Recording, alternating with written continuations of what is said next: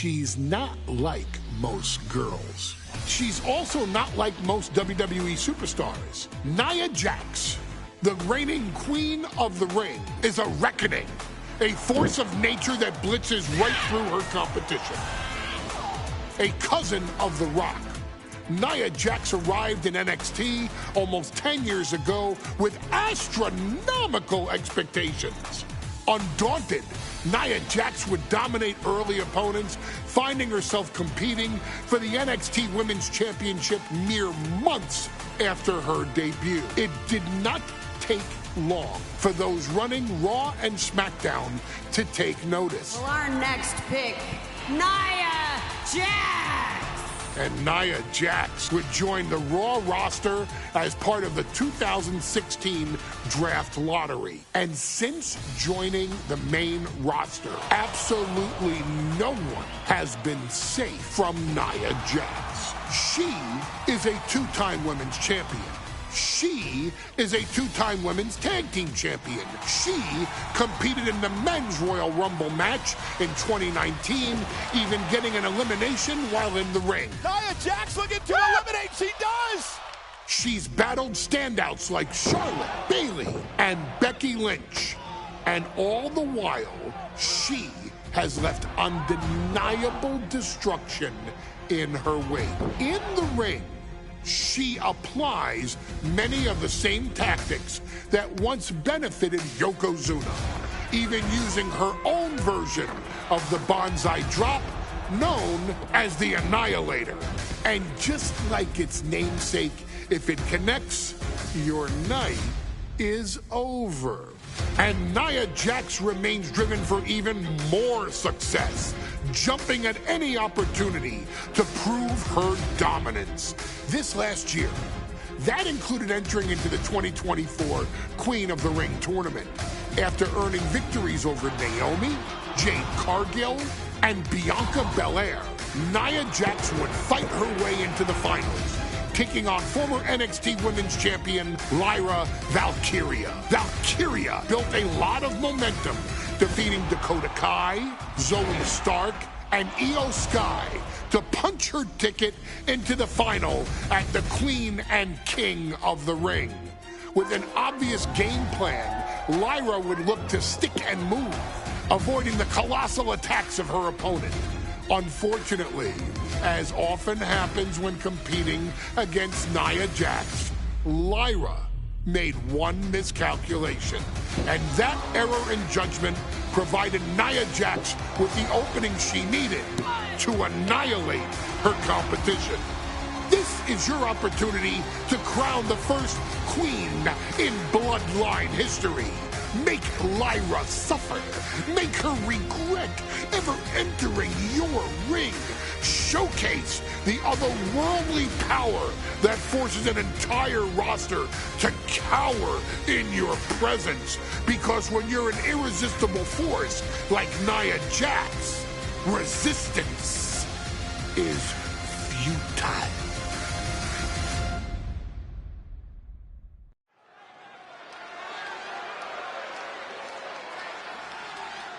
And now a dark horse will face an unforgiving titan in hopes to don the crown. Lyra Valkyria versus Nia Jax in the Queen of the Ring Finals. The following is the final match in the Queen of the Ring Tournament. Introducing first, from San Diego, California, Nia Jax.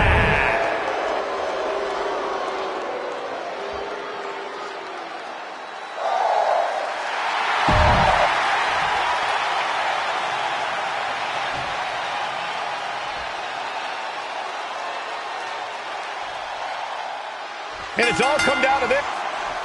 And Nia now misses wildly. Lyra goes up over the top. Nia's got a caught, though. Lyra trying to rely on her technique to bring down the irresistible force, but having no luck at the moment. I'm not sure this is going to work either. Jax just entirely too strong, but whoa! That was interesting. Oh, nice athleticism by Valkyria. Even Jax might be a little impressed. I wouldn't go that far, Saxton.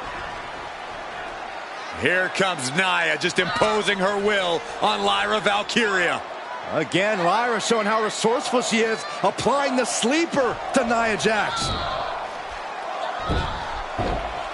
Lyra tried to hold on.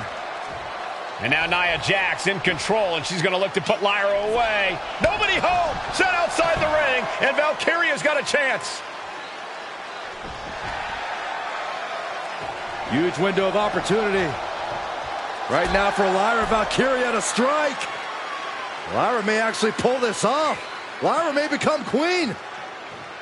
Lyra has the advantage. She has Nia reeling. But Lyra can't win Queen of the Ring with Jax on the outside. This match has to end in the ring. And now thrown back into the ring. Like a brick wall running into you. Lyra Valkyria, one of the best technical wrestlers in NXT Women's Division history. But the game is about so much more than technique. It's about experience and timing, knowing when to tap into certain parts of your psyche. Nia knows this, and we've seen it for years. The big question is, does Lyra? Nia Jax, Lyra Valkyria facing off in the finals of the 2024 Queen of the Ring tournament. Who will take home the crown? Throws her back in from ringside.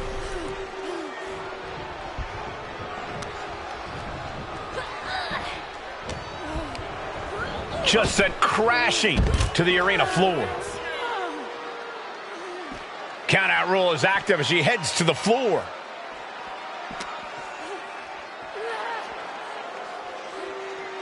Wait for it. Boom! Alabama slam. Lyra says she feels alive every time she flies, and that's what Nia has to avoid tonight, keeping Lyra grounded. The woman thinks she's a bird, Cole. What do you expect? It's symbolism, Graves. And this one might be headed ringside. Lyra Valkyria turning her attention to the... Oh, looks like she won't be gloating again anytime soon. Forcing her right out of the ring.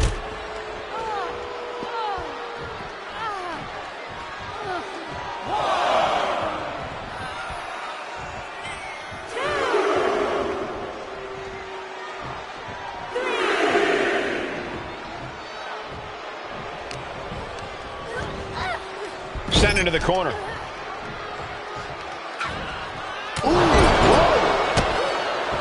Confidence is always a key for Nia Jax. She comes into every match thinking she has it won.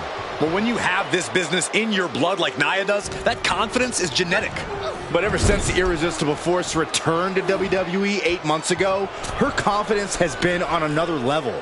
And she's gaining even more confidence as this match progresses. Jax may just be unstoppable now. And Lyra only finds herself on the defensive. And the Irresistible Force is really keeping Valkyria grounded here.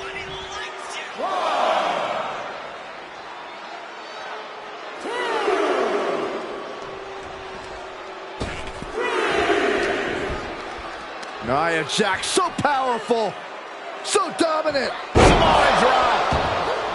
There's so many moves at Nia's disposal that she can end this match with.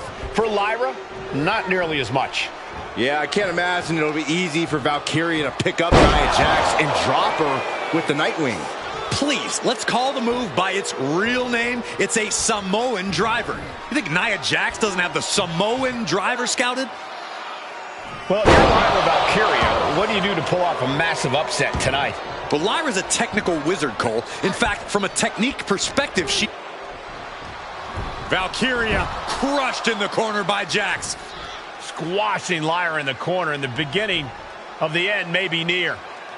And Nia now, with Lyra on her back, going to climb up to the second rope. This is a scary situation for Lyra. Oh, look at this. Maybe not.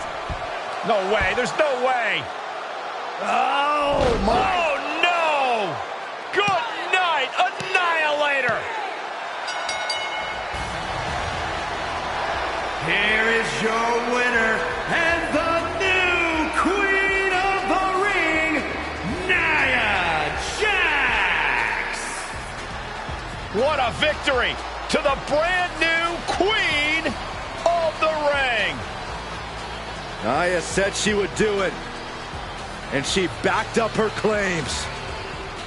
And now the Chief Content Officer of WWE and Triple H going to come in to congratulate Nia Jax, officially crown her the Queen of the Ring.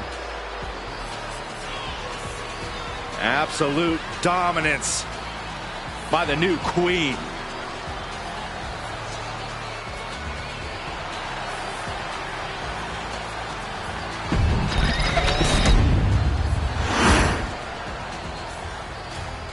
I'm sure you will agree with your wise man.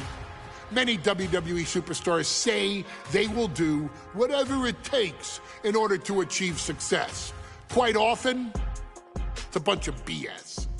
But if you're lucky, you may run into someone who is willing to look out for the group. Someone willing to make sacrifices. And for this family, there was no one better than Rikishi. After the Head Shrinkers run in WWE came to an end, Rikishi, then known as Fatu, would go on a journey of self-discovery. This journey would lead to him taking on the name Rikishi, a subtle nod to his cousin Yokozuna, as well as an opportunity to start fresh with a global audience. Well, my dad, when he became the Rikishi character, when you think about Samoan wrestlers, right, or mean, or aggressive, he made it like his own flavor, right? He had the blonde hair, still carried the aggressiveness, but I think he just wanted to add like a little flavor to it. It became even more popular to our culture. Rikishi blitzed WWE from the jump, devastating opponents with new tricks and winning people over with his fat-ass dance moves. That Rikishi is fat, all right. P-H-A-T. And with this wave of newfound momentum came even more success, with Rikishi capturing the WWE Intercontinental Championship and displaying incredible athleticism in iconic moments like when he dove off the top of the steel cage. The year 2000 belonged to Rikishi. But little did anyone know, Rikishi held a dark secret regarding a decision he'd made not for his own benefit, but for the benefit of the family. It was at the 1999 Survivor Series that Stone Cold Steve Austin was hit by a car in the arena parking lot, forcing him from the main event later that night for the WWE Championship. For nearly a year, all of WWE was consumed with figuring out who was driving that damn car and why Austin was targeted in the first place. The verdict came in. The car was driven by Rikishi. Rikishi would stand strong. Stone Cold Steve Austin, I didn't do it for me. I did it for The Rock. What? Rikishi would lay out a years-long gripe that WWE preferred Steve Austin to The Rock, and so Rikishi had made sure that The Rock's only competition had been removed from the picture. Rikishi sacrificed his own popularity to reach this goal. The Rock thrived while Austin was on the shelf. For Rikishi, the struggle and fall was all worth it. Rikishi knew that he would eventually have to face off with the Texas Rattlesnake to answer for his sins, and he welcomed that meeting with open arms. What Rikishi was unprepared for was for WWE to stack the deck entirely, looking to make Rikishi pay for taking out their golden goose. Stone Cold Steve Austin was allowed to drive his truck directly to the ring and was generally given the freedom to do whatever the hell he wanted in the name of revenge. We are going to make things right. This time, when Rikishi and Stone Cold Steve Austin lock horns, there will be no stacking of the deck. Someone willing to give of himself so that his family, this family, can succeed, deserves better. So get in there and showcase the never say die spirit that has led this family to victory time and time and time and time and time and time again. Use whatever weapon you can get your hands on and prove to Stone Cold Steve Austin that you will do anything for the people.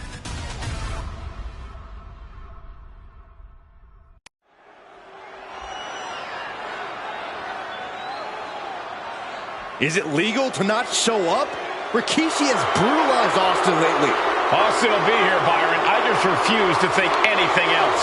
The following contest is scheduled for one fall and is a no-holds-barred match. Introducing first, from the Isle of Samoa, weighing in at 424 pounds, Rikishi! We have learned more about Rikishi in the last couple of weeks than we knew about him his entire career here in WWE. He said he ran over Austin not for himself, but for The Rock. Right, and now he's coming out here, and I guess if Austin doesn't show up, the general manager is going to have to come out here and declare this is a forfeit, and Rikishi's going to win it. This man makes me sick.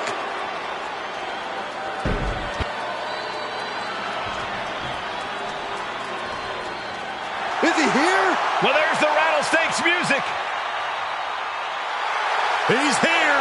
Austin's here. Stone Cold Steve Austin came here with no fear, no hesitation, just revenge. His opponent, from Victoria, Texas, weighing in at 252.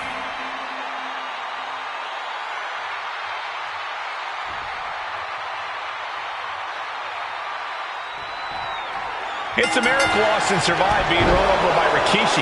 Now a pissed off Texas Rattlesnake is on the loose and out for revenge. It took Austin almost a year to recover from the injuries he suffered in that heinous attack. You can't blame Austin for flying senton from the apron. Absolutely squashed their opponent there. And Byron, I just cannot see any legitimate reason to run over Stone Cold like Rikishi did last Survivor Series. I mean, Austin does ruffle the feathers of a lot of people, Michael, but I don't think any of his rivals would go to the disgusting lengths that Rikishi's gone to. Punishing power slam. Rikishi feeling like he has a job to finish tonight. A career and Stone Cold's to bring to an end. Austin in a state of distress now. Rikishi with an onslaught here against Austin. Dare I say, Stone Cold could be in trouble. We talk a lot about Austin being prepared for a fight. Talk about the Rattlesnake preparing to make Rikishi a dead man. Well, right now it's Rikishi doing the brawling. Rikishi's disdain for Austin looks greater than even we anticipated. And though The Rock wants nothing to do with this altercation, we have to mention the sadness Rikishi has brought to him. Rock might be innocent in this whole ordeal, but I feel that somewhere inside his soul, The Rock is happy with what Rikishi's done. The Rock is proud to have Rikishi and his family. Well, Corey, what kind of lies are you trying to spread? We've heard Rock say Rikishi deserves what Austin is going to bring him. There's no family pride in that statement. I'm just saying that blood is thicker than water, and it's been an easier ride for Rock without Austin in the picture. And that's thanks to Rikishi. Sounds more like Rikishi is trying to take credit for all The Rock's success.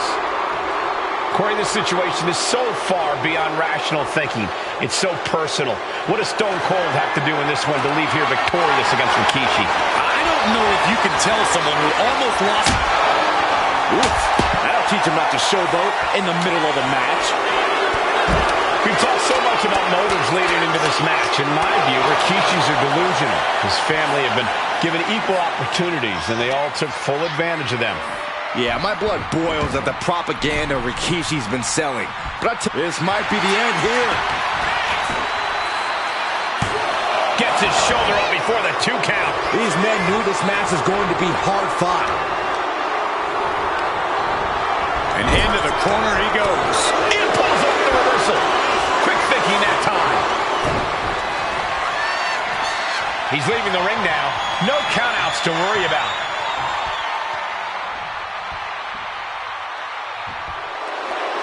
Rikishi is all business now. short jab. Just raining down those shots to the back of the neck. Just a beat down. And looking at my monitor, it just makes me sick to my stomach watching Rikishi. This is a man who has no remorse and feels justified for running Austin down like a dog. Look, to be devil's advocate, you've got to look at Rikishi's perspective. He's proud of his Samoan lineage and saw an opportunity to give his people a leg up in the shark tank that is WWE. Serious, Corey? Rikishi ran all the way like a human being. We're fortunate that it only put Austin on the show for 10 months instead of his whole life. It's sick that you would even condone what Rikishi did. Don't twist my words, Saxton. I'm not saying I condone Rikishi's actions. I'm just saying I understand them.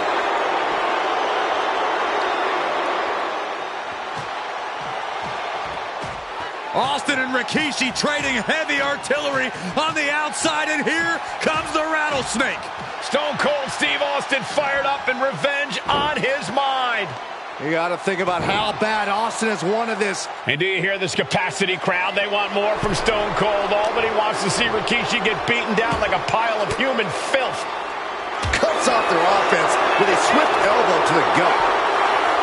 And we know how despicable Rikishi has been, but to throw vinegar on the rattlesnake's nest, Rikishi goes and destroys Austin's truck with a sledgehammer. Well, hell hath no fury like a man who has his car tampered with. It's just extra motivation for every fist Austin lands in this fight. Closed fist connects. What a headbutt. Vicious.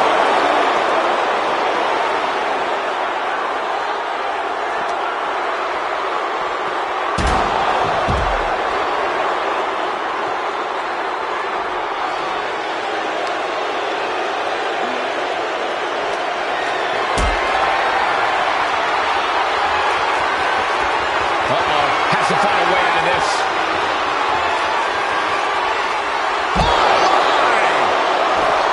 There's been a lot of vitriol coming from fans. And Rikishi slows off. I know Austin has good reason to be doing all this, but he could be taking it too far at this point. I don't think the... Rikishi driver! And Austin is out. And he gets set back into the ring.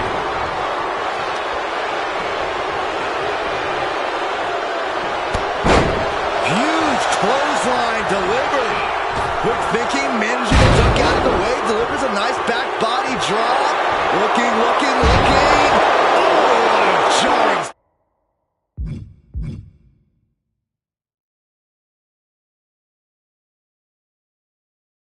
Spinebuster.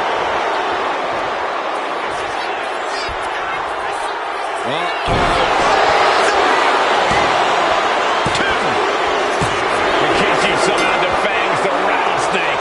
Damn it. The winner of this bout, Rikishi!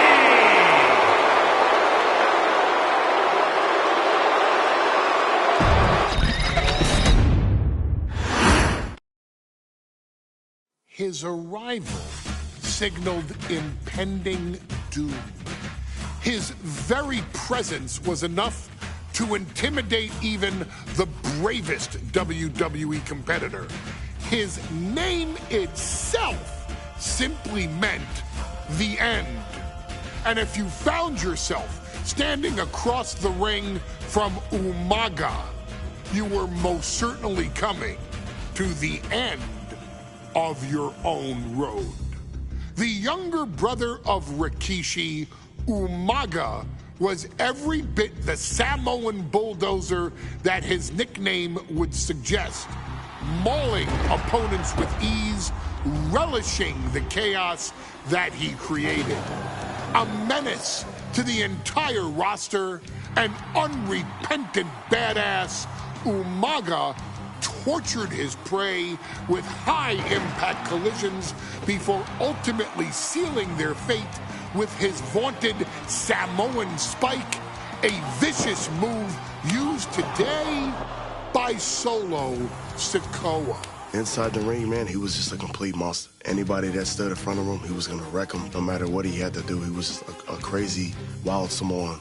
outside of the ring, man. Just a loving guy to be around. A fun uncle, always joking, always barbecuing at his house. I always looked up to him. He was just so cool. Perhaps an unheralded aspect of Umaga's game was his mastery of mental warfare. Umaga loved to present a wild, out-of-control savage, one who needed manager Armando Alejandro Estrada to handle all the details while he destroyed opponents.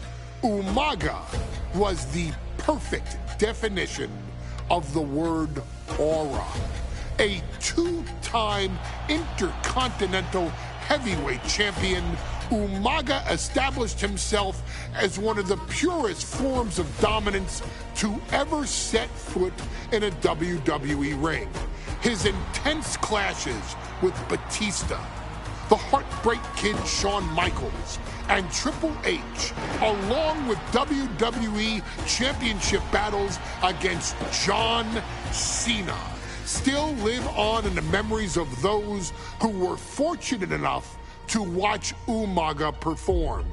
And Umaga will live in immortality through every member of this family, whether it's with a huge Samoan drop, a running bulldozer into the corner, a Samoan spike, or even a war cry in the middle of battle. Umaga is forever. I wish he was here. I know he's watching from above. So you, our beloved Us in training, are asked one simple thing here in the WWE 2K25 showcase: to defeat John Cena. You've done that in this mode before, right? Simple. It was at New Year's Revolution in 2007 that Umaga and John Cena first collided for the WWE title. Umaga appeared to be too much for Cena in the minds of many pundits. Undefeated in WWE some 9 months after his debut, and things were going very well for Umaga. Until they weren't. Umaga would see his undefeated streak end by, of all things, a damn roll-up after rushing directly into the outstretched shoes of John Cena. 1 second of luck allowed John Cena to escape the inevitable, and now it's on you to fix it. Head into that ring. Showcase Umaga's cruel brutality and get Umaga the WWE Heavyweight Championship victory that he should have gotten in the first place. I assure you, my dear friend, Armando Alejandro Estrada will make sure nothing else goes wrong if you take care of business inside the ring.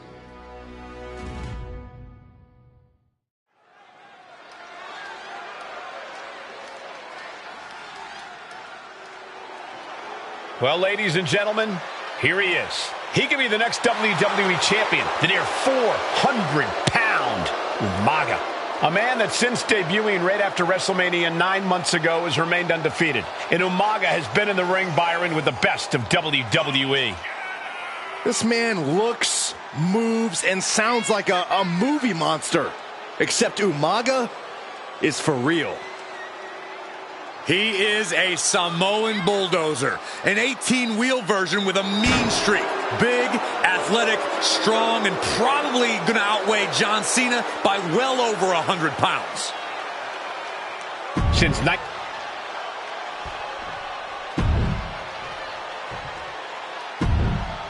undoubtedly the top title in this company.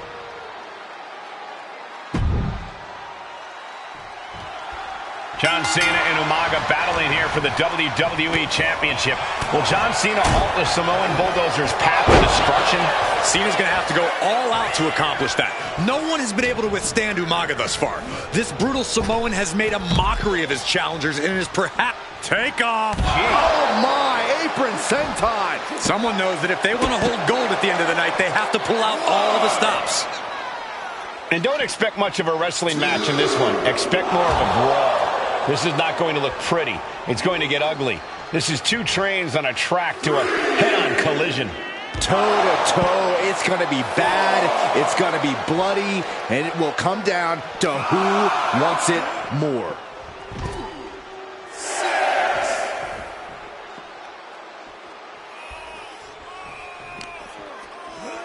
Whip back into the ring. Don't know if the ref is loud enough, but this is getting close.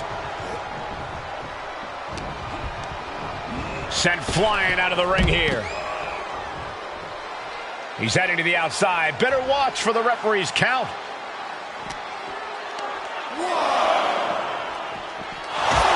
Cena tonight attempting to do something no one else has been able to do. Be it HBK, Triple H, Kane, the list goes on and on. No one has been able to beat Umaga. Since debuting in last year's WrestleMania, he's never been pinned, never been submitted. Umaga is a man who's decimated every single thing in his path.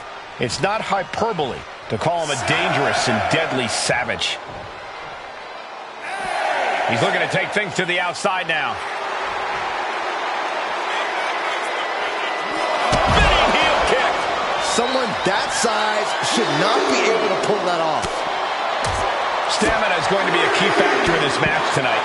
Can Cena weather Umaga's vicious attacks? Can Umaga keep up the offensive pressure as Cena drags this into deep waters? I think you're right, Cole. This might just come down to who has more gas in the tank.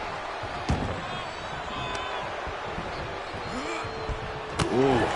A rare position for Cena in this fight. We can't often say that John's overpowered in a matchup, but this 360-plus pound Samoan bulldozer is more than a formidable opponent. Listen, sometimes when there's a fight, you're not always going to be the biggest. You're not always going to be the strongest. And even if that... Take it over! Go for the win here! Oh, for the title! The champ with the cover. The challenger is going for it. The champion doing everything to retain here. Quick kick out. I suppose you have to take the shot, but it's still too early to wrap up this one just yet. It takes a certain level of athleticism to pull that off. Good Lord! Exerting his dominance. Brutal attack from Umaga. He smells Cena's blood in the water.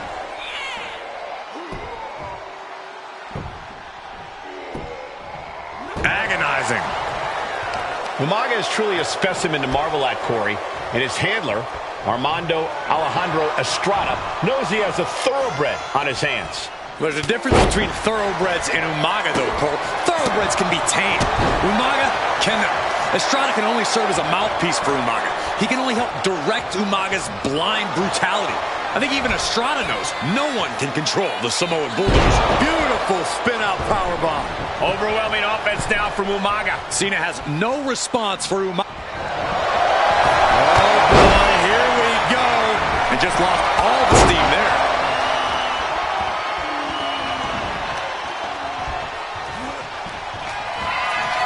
Here it comes. Samoan spike. It just got as bad as it could for the champ. And I could look at Umaga and he reminds me of Yokozuna. His unmatched thickness and size is an orthodox offense. Look at Umaga's thighs, his calves. They give him a great power and a great base. It makes him almost impossible to knock off his feet. He's thick, he's strong, he's nasty, and he won't be slowed down. Oh my gosh! And Cena is taking out a lot of offense now. Umaga is simply overpowering John Cena right now. Pulls their opponent in, belly to belly.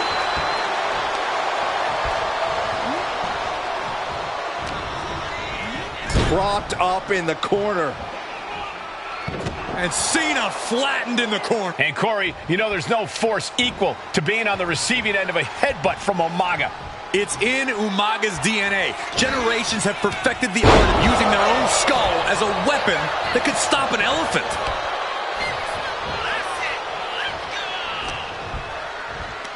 Pulls their opponent in, belly to belly. Sometimes I look at Umaga and it just scares me. I think he forgets that he's even in a championship match. Estrada is very aware of it, but Umaga sometimes looks oblivious to what's going on, other than the fact that he knows he's supposed to hurt his opponent. Having no conscience is what has set... This'll do it. Umaga, Samoan spike. The challenger might have what it takes to win this. Goes for the pin.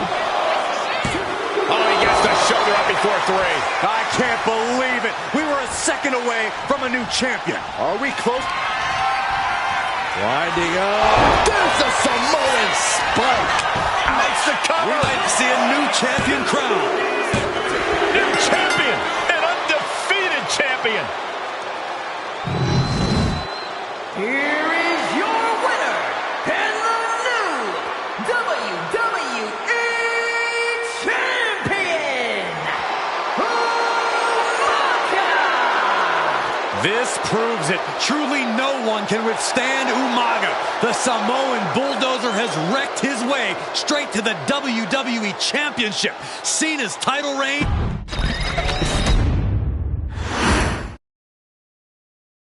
Hey, in WWE, things move really fast. If you aren't present in the moment, it can feel like a year goes by in only 2 or 3 minutes. That's why you always have to make time to make sure that you check. Hold on. Did I just hear myself say 3 minutes? Stop. Can you believe I'm actually doing Eric Bischoff's shtick? In the early 2000s, few words sent a shudder through the roster like the words 3 minutes, summoning the fearsome duo of Rosie and Jamal, collectively known as the 3-minute warning. Initially hired by the aforementioned Raw general manager Eric Bischoff to interrupt anything he didn't find to be entertaining. You're just not entertaining me. 3 minutes are just about up. The two instantly made their mark in WWE with their complete and total decimation of anyone that was targeted. Their formula was really simple. 2 bruisers with surprising quickness who took pleasure in throwing opponents all around the ring with reckless abandon. And the trail of bodies left in their wake remains a testament to their devastation.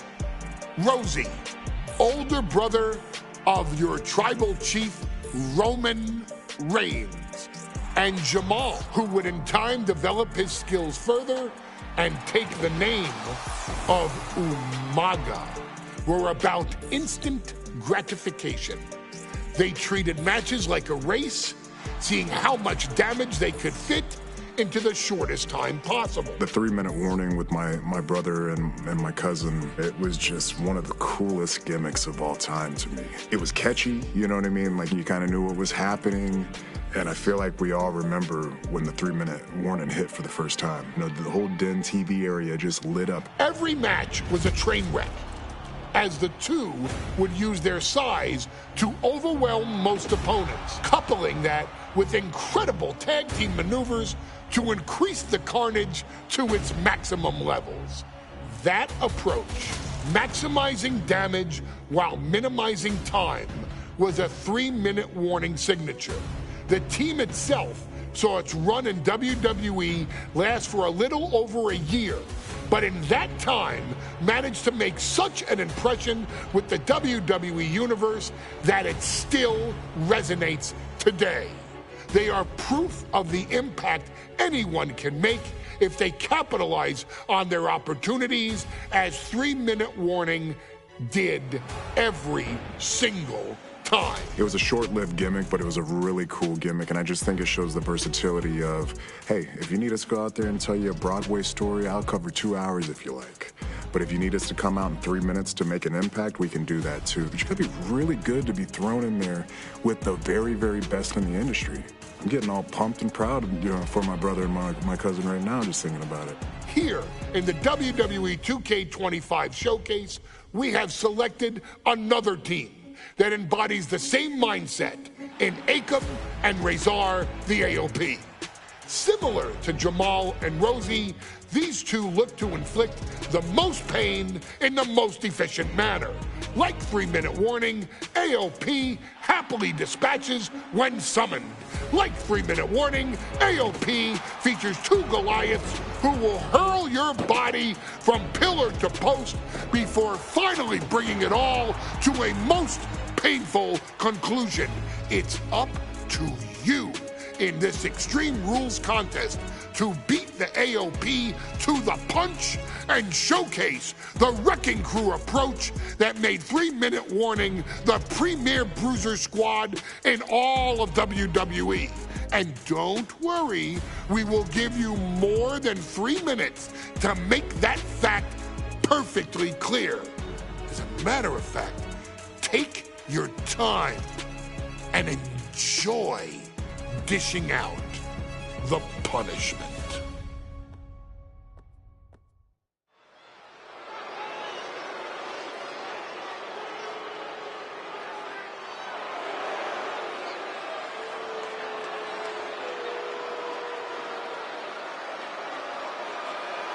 AOP is here, ready to wreak havoc.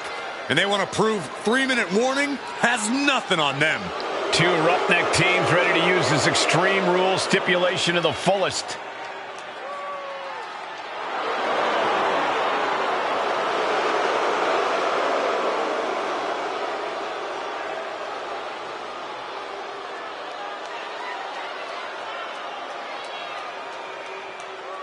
The following contest is a tag team Extreme Rules match.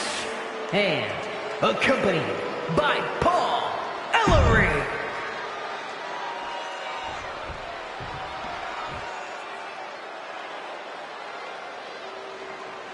And guys, the authors of pain now have 3 minutes.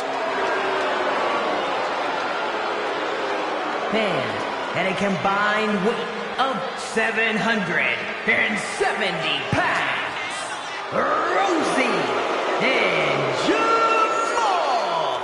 3-minute warning. Authors of Pain versus 3-minute warning is a recipe for brutality.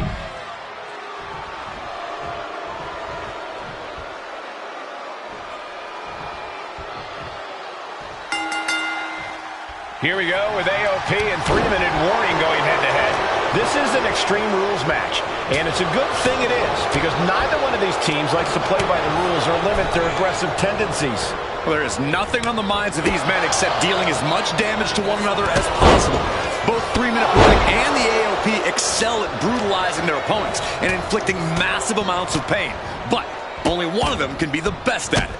We can safely predict that this is going to be an exceptionally gruesome and painful match to watch. Ooh, and he stops that offense. Pay special attention to Rosie in this matchup. 6'5", 375 pounds. The man can run a 40-yard dash in 4.8 seconds. This guy is a pure athlete. Rosie played high school football with a legendary running back before playing college ball in Hawaii. Imagine being pancaked by the force Rosie brings. Many would call the AOP and 3-minute warning equally brutal. How can one of these teams get the edge in this head-to-head contest? It's true they're well matched, but AOP tends to be the more methodical and calculating of the two teams. If AOP can get control of the pace and smother 3-minute warning's chaotic in-ring style, they'll be in a position to win this. Oh, look at this. Headbutt! Just look at the size of all these superstars. The ring had to be reinforced before this match. Over 1,300 combined pounds colliding. These men are so big and so thick, it's a challenge to wrap your arms around them. It's really just best to find weapons and whack away. Yeah, and there's plenty of weapons to choose from tonight. Oh, ooh. Oh my gosh! He's finding himself in some territory he does not want to be in. This is a classic Extreme Rules game. Into the cover. He puts an end to the pin there. Oh my, what a splash! That has to knock all the wind out of you. Boom! He's reaching under the ring for anything useful. And come on, no, don't bring the trash can out. That's for cleaning. Well, Saxton, it's about to be used to clean house. Man, Rosie and Jamal, Akam and Rezar representing the biggest, most imposing teams WWE has ever seen. He goes for the cover. And he gets his shoulder up before the count. Gonna take a lot more than that to keep this man down. Yes, the trash can connects. Talk about taking out the trash. And that'll take a bit of the fight out of Akam.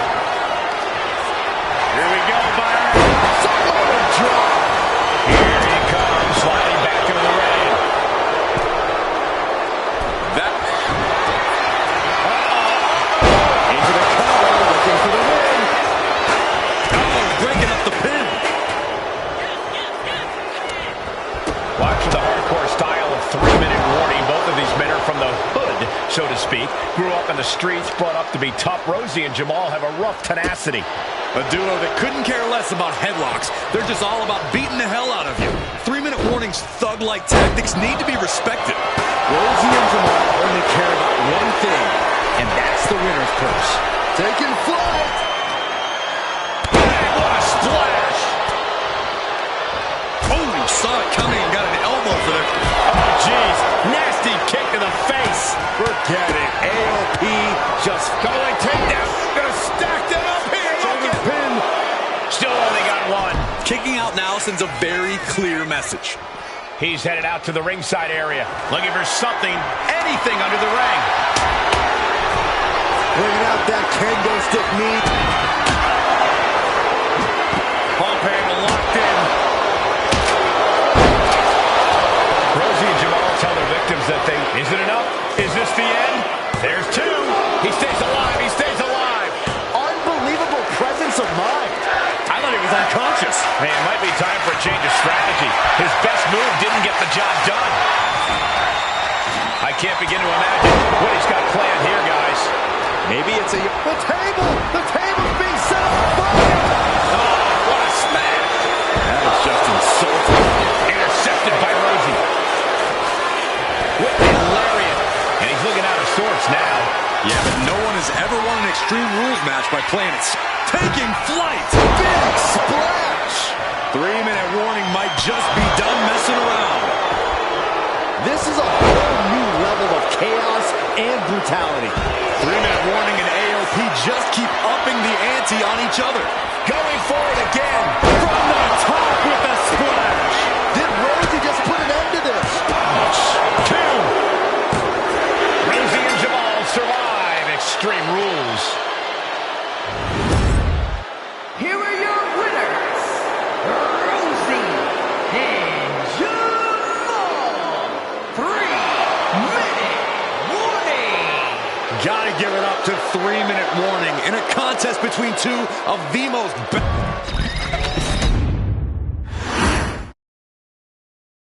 We've come to the part of the showcase where we get to talk about Tamina. Ever since walking in WWE, shoulder to shoulder with the Usos, Tamina's alliance with this dynasty has never been in question. I remember watching Monday Night Raw and I seen Tamina debut with my brothers. It was a pretty cool, dynamic, right? Two of my brothers and Tamina. Together, Tamina and the Usos helped each other navigate through a trial-filled first year in WWE, making sure they all survived together. In later years, Tamina has formed alliances with both Naomi and Nia Jax, honoring this family's connection.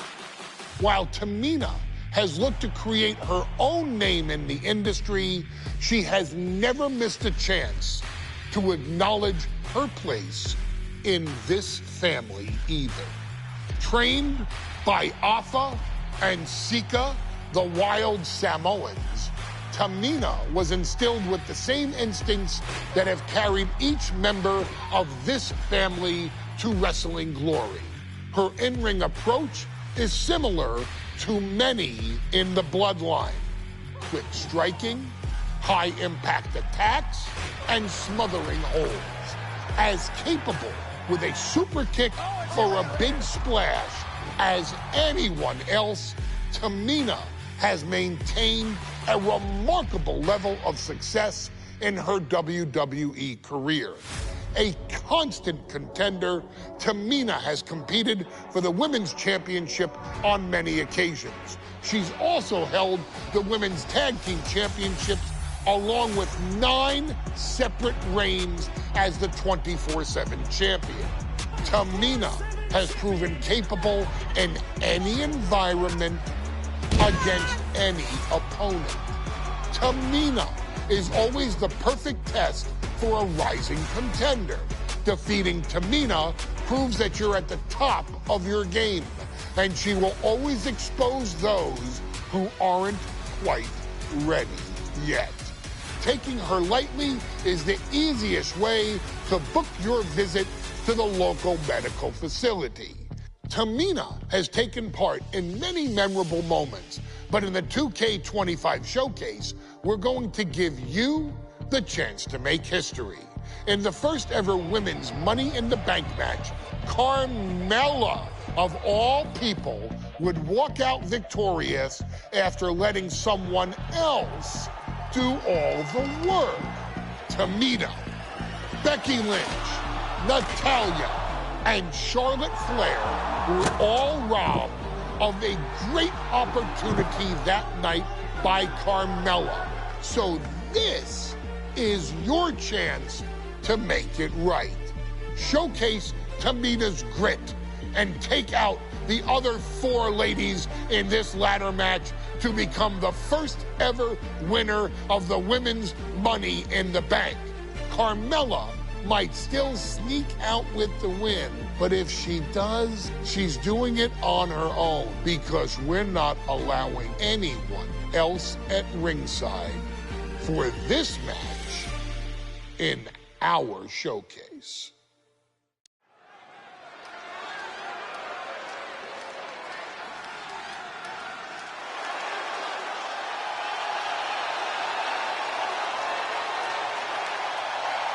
We are making history tonight here in St. Louis, the first ever Women's Money in the Bank ladder match.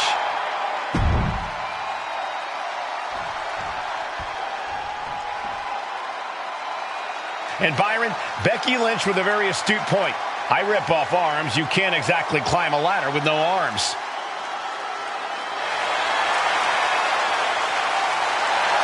Next, from Dublin, Ireland, Becky.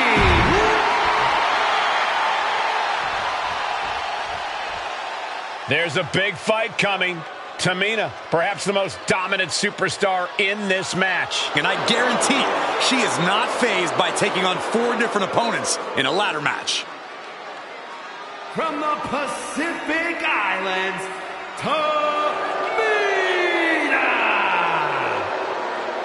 This is a milestone moment that is being watched all over the world. And Tamina is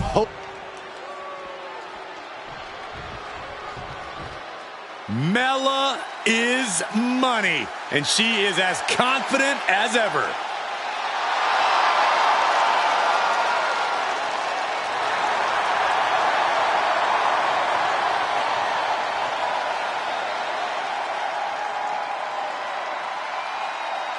Making her way to the ring from Staten Island, Carmella!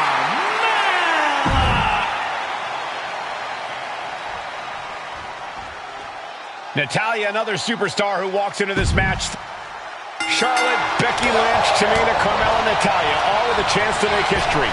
All with the opportunity to be called the first ever Miss Money in the Bank. The revolution that became an evolution only continues in the women's division. One of these women will climb the ladder and earn the opportunity of a lifetime. A contract that can change lives hanging above the ring. Probably the most profitable opportunity in our sport. 15 out of 17 superstars have successfully cashed in the Money in the Bank contract.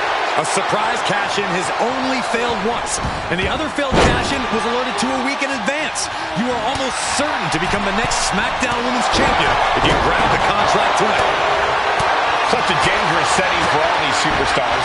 Ladders are everywhere. Each competitor is only limited by their imagination. Your head has to be on a constant swivel. Ladders will be used as weapons. Anything can happen to get that briefcase. And any one of those shots could take you out for good. And repeated impacts like that will weaken you mentally as much as it does physically. No safe haven in this match. These rivals can be your best friend or your worst enemy. There's no allies in this match. It's everyone for herself. There is no room for friends when history's being made. Not when you can go down in the record books as the first Miss Money in the Bank. Boom!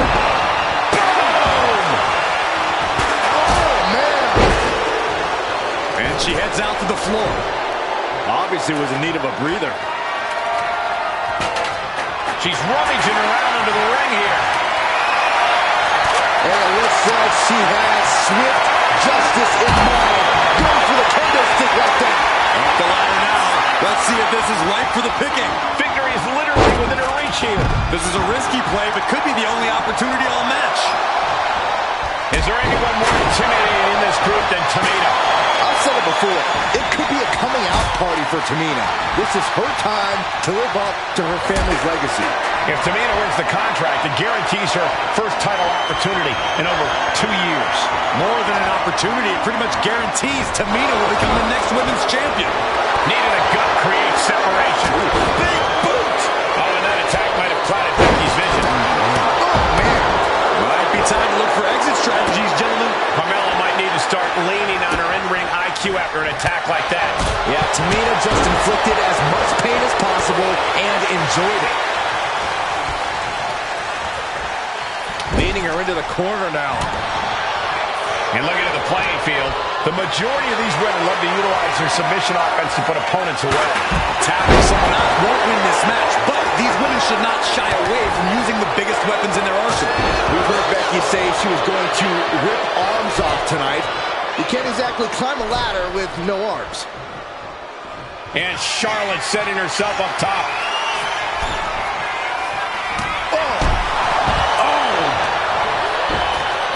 Got the underhook. Bang! Backbreaker. And outside she goes. What's her plan here? Super kick! And enters back into the ring. Oh, clothesline! 3 second-generation superstars competing in this match. Carmella, Charlotte, and Tamina. And Natalya, of course, a 3rd-generation superstar. Women bred for these kind of moments. Any of these women will add a significant chapter to her legacy if she can become the first Miss Money in the Bank. Whoa, stiff headbutt. Ooh, goes tumbling to the outside. I don't care how much padding the floor seems to have. Being thrown out of the ring like that is incredibly unforgiving to your body.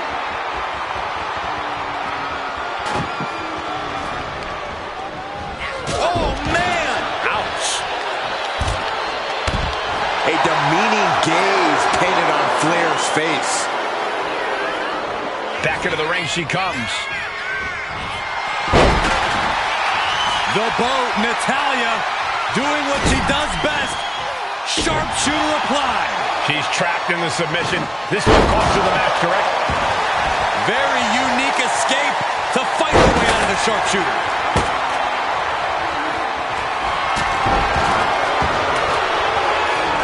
Oh my God, steel chair! Ooh. Headed up that ladder, center of the ring. Working on the hook here. Looks like scaling the ladder was the easy part of the job. Unhooking the prize is the big challenge. Massive atomic drop. Her endurance is really being tested now. Yeah, but when ladders are a part of the match, you really can't expect anything less. She had that scouted.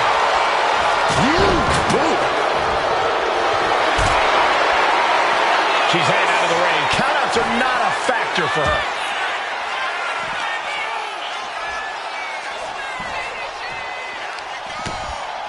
Backbreaker delivered and Run out of ringside and back to the mat.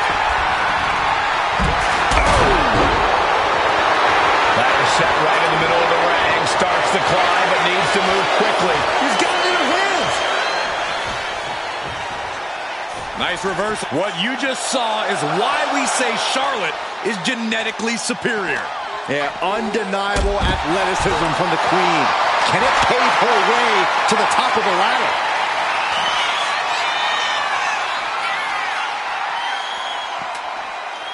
Sliding back into the ring.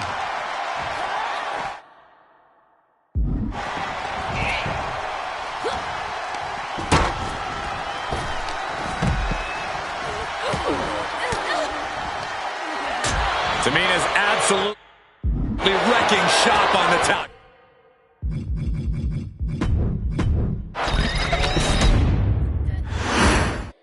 Charlotte, Becky Lynch, Tamina, Carmella, Natalya, all with a chance to make history. All with the opportunity to be called the first ever Miss Money in the Bank. The revolution that became an evolution only continues in the women's division. One of these women will climb the ladder and earn the opportunity of a lifetime. Is there anyone more intimidating in this group than Tamina? I've said it before, it could be a coming out party for Tamina. This is her time to live up to her family's legacy. If Tamina wins the contract, it guarantees her first title opportunity in over 2 years. More than an opportunity, it pretty much guarantees Tamina will become the next women's champion. Such a dangerous setting for all these superstars. Ladders are everywhere. Each competitor is only limited by their imagination. Your head has to be on a constant swivel. Ladders will be used as weapons. Anything can happen to get that briefcase. Chop block! Brilliant. Right to the back of the knee. Illegal in many sports, but that was used effectively in there. Torturous focus on the leg in the corner. 3 second-generation superstars competing in this match. Carmella, Charlotte, and Tamina. And Natalya, of course, a third-generation superstar. Women bred for these kind of moments. Any of these women will add a significant chapter to her legacy if she can become the first Miss Money in the Bank. Tamina landed heavy offense on Charlotte. Charlotte thought tonight would be an ascension to her throne. Tamina's here to ruin that dream. Kick right to the body. Look out! Launched into a German suplex. Now looking for something to waylay her opponent with. A steel chair? Something we all know could be a devastating weapon. No safe haven in this match. These ladders can be your best friend or your worst enemy. There's no allies in this match. It's everyone for herself. There is no room for friends when history is being made. Not when you can go down in the record books as the first Miss Money in the Bank. Might be a little overzealous going for it here. Too late to stop now, though. That move was a thank you shot to the so-called benevolent queen. Lynch looking confident as ever, delivering that attack. Oh, man, she finds a hard landing on the outside. And Becky's confidence looked rocked after that. And Carmella proving to have a pretty solid game plan here. It looks like she wants to take this match outside. Boom, slam! With authority. And looking at the playing field, the majority of these women love to utilize their submission offense to put opponents away. Tapping someone out won't win this match, but these women should not shy away from using...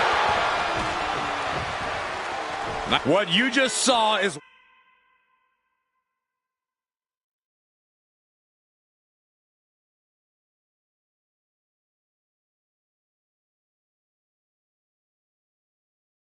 why we say Charlotte is genetically superior. Yeah, undeniable athleticism from the Queen. Can it pave her way to the top of the ladder? Action now spilling to the ringside area in front of us here. Big form. Things are looking a little rocky for her. This deep into a ladder match, the last thing you want is to start breaking down. Tamina's absolutely wrecking shop on Natalya, making sure the veteran won't have the strength to climb a ladder at all. Hellacious power slam. Haymaker connects. By the hair, whipped across the ring. That ain't right.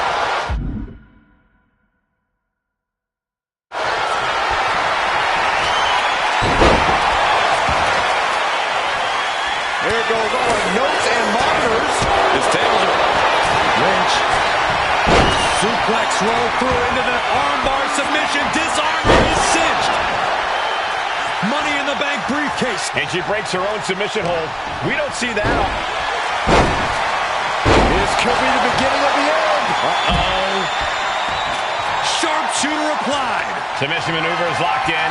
And she releases her own submission. And I have to question as to why she would do that.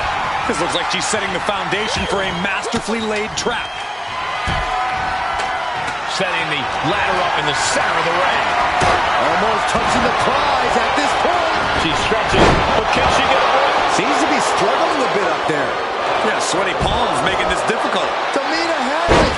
Fingertips away from winning the contract. Come on, now is the time. Seize the moment.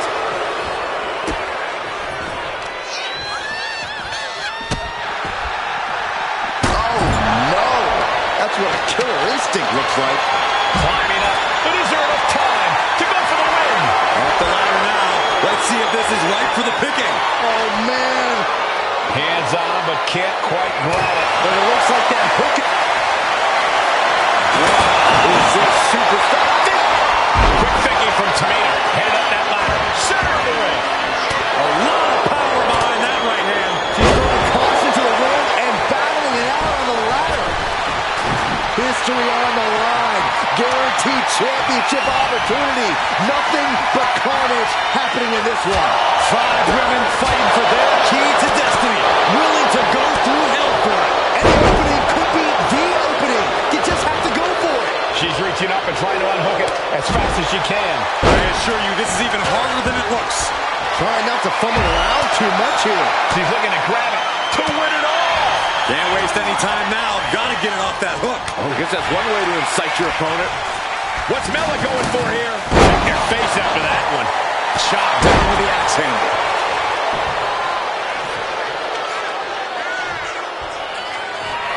Oof. The ladder's going to leave a mark. She's setting the ladder up for something here. There's no telling what she could be thinking. She's just looking to survive now. Could be getting into a dire situation soon. Oh, my God. Suplex. Steel chair to the temple. Ooh, man. Things have gotten worse for Becky Lynch. She could be out of this match. Yeah, she has seen better days. Today is not one of them. Becky moves out of the way. Incredible suplex. Lynch lands hard ringside. And she's tracking her opponent. Might be ready to put her away. Look at this. She's going for her destiny, guys. But she better hurry. She doesn't have much time. Victory is within reach now. It's just a matter of time now. No room for error on top of the ladder. Maybe, just maybe, this could be it. That's it. Tamina has the briefcase. Tamina is Miss Money in the Bank. The winner of the Money in the Bank contract and the first ever Miss Money.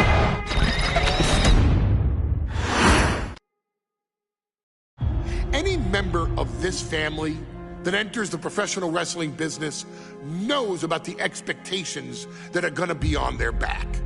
They know about the prestige that their very name carries. They know that those who came before them have accomplished so much. Bearing the weight of those legacies can prove to be way too much for almost anyone.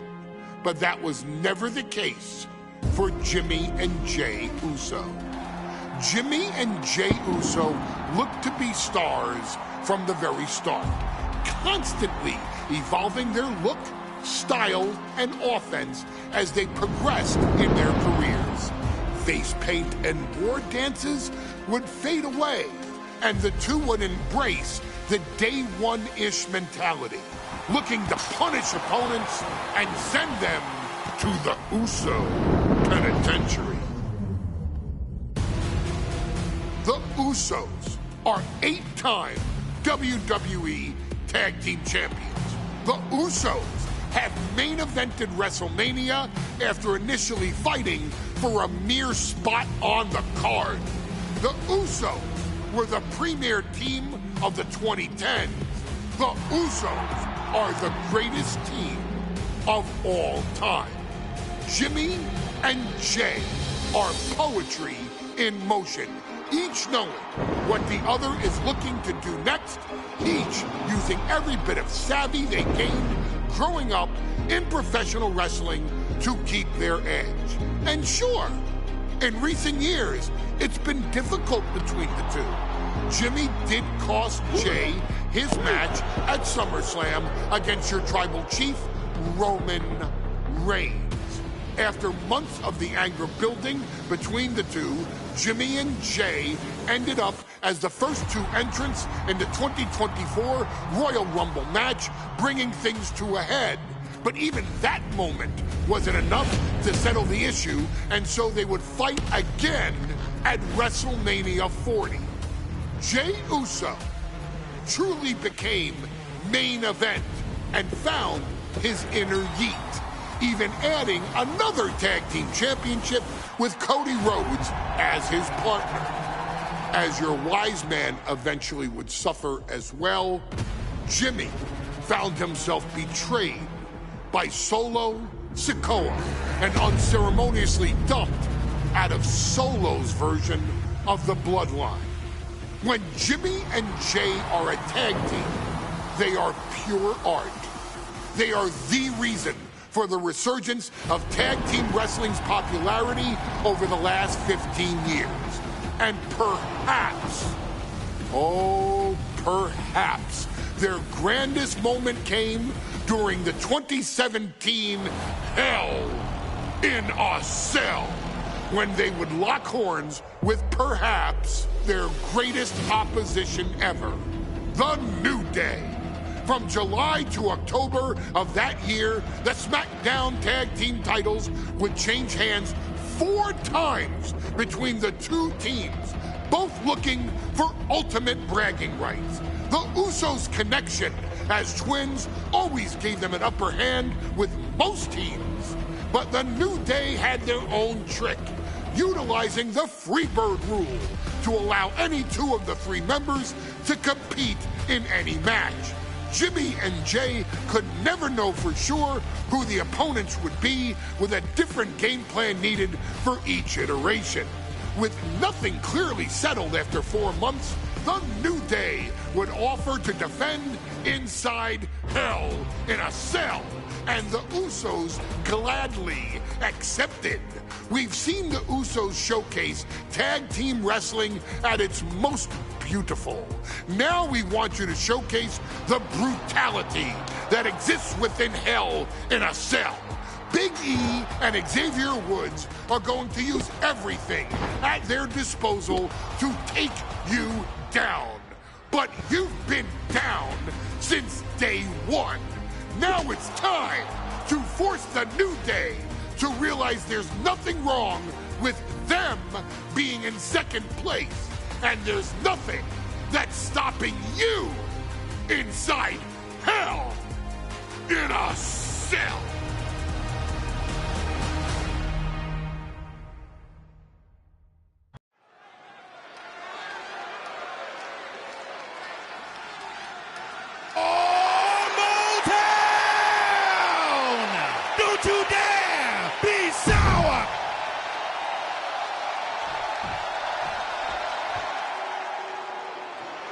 This is the first time that tag titles will ever be defended inside Hell in a Cell. And at a combined weight of 493 pounds, Jimmy and Jay, the Usos. Tonight in Detroit, the Usos welcoming New Day into the penitentiary. This is going to be like a Chow Hall beatdown. In every sport, you hear about super teams. Well, tonight, we're seeing 2 super teams of the modern era. This is going to be special.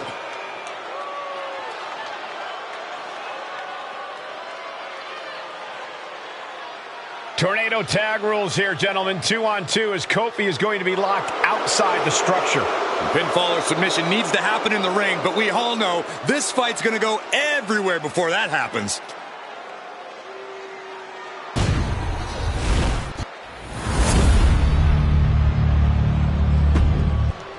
Matchups like these are why I love tag team.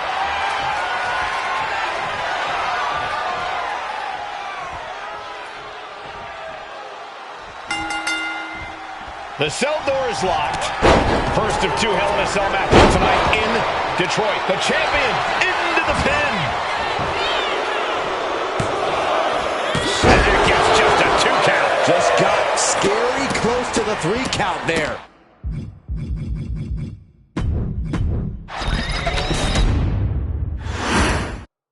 The cell door is locked. First of 2 Hell in a Cell matches tonight in Detroit. This is the 20th anniversary of this barbaric match. The Usos and the New Day must be prepared for pain and punishment. 2 of the greatest tag teams ever. One of the best rivalries going today. It all comes to a head right now for the SmackDown Tag Team Championship. The Usos and the New Day have had such a back and forth competition within the tag team division. You can just look at these teams' title reigns, their dominance. It tells you these are the 2 best teams that WWE has had in a long time. While I do believe there's an uncover, we're going to shut this down. Wasting no time getting his shoulder up. An almost instantaneous kick out there. A lot of work left to do. For the rope. What a roundhouse kick. This cell is meant to contain all these superstars, but that's not to say this cell can't inflict unimaginable damage on those who step inside. Hit that with everything and following it with the pin. He couldn't make much of that pin attempt. Taking things back into the ring.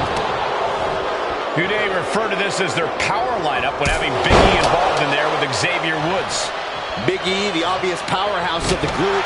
Woods has that blend of speed and power, making him the most well-rounded superstar for New Day.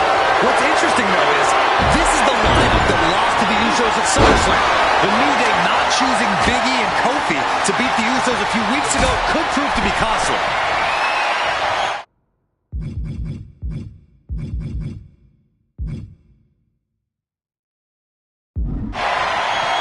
Totally helpless at the moment. Crashing down like that, having the wind knocked out of you, never a good time for that to happen. And the action is shifting now into that dangerous area between the ring and the walls of the cell. Back into the ring now. Ooh. So many amazing matches between Usos and New Day going at it inside Hell in a Cell. And Jey Uso set outside the ring, and now the New Day on the attack. Big E, as aggressive as I've ever seen him here tonight. And Xavier Woods now with toys, kendo sticks in hand. And it's about to get more aggressive, more vicious, more barbaric.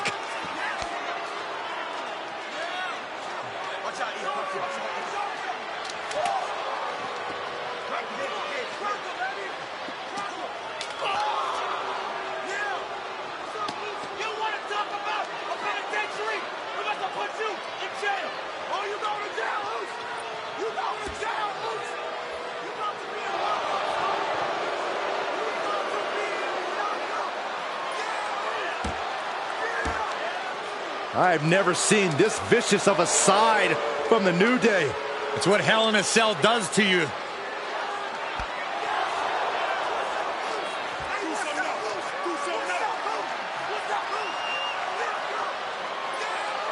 Oh, now with the kendo sticks, Xavier Woods unloading.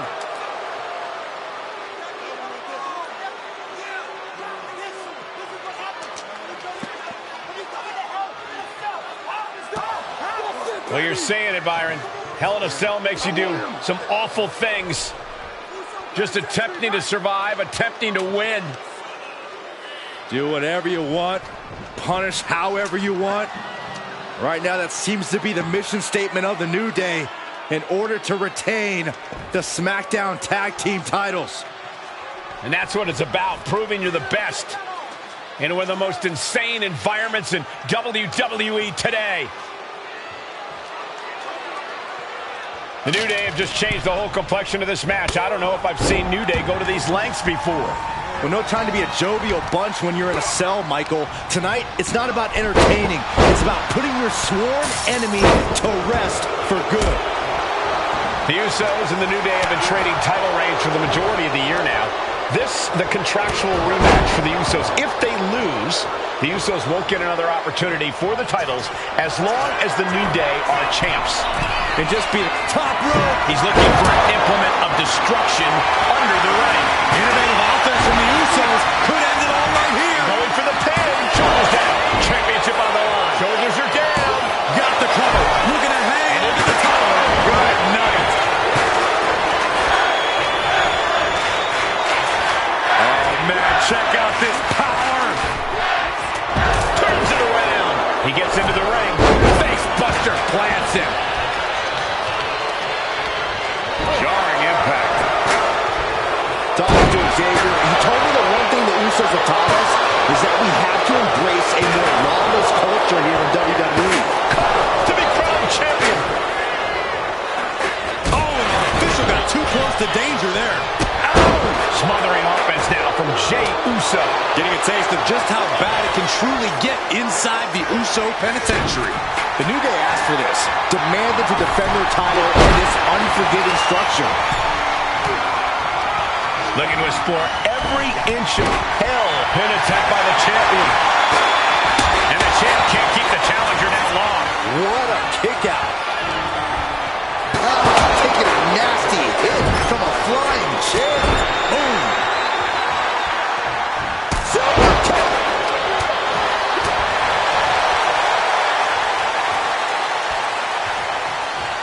Power slam.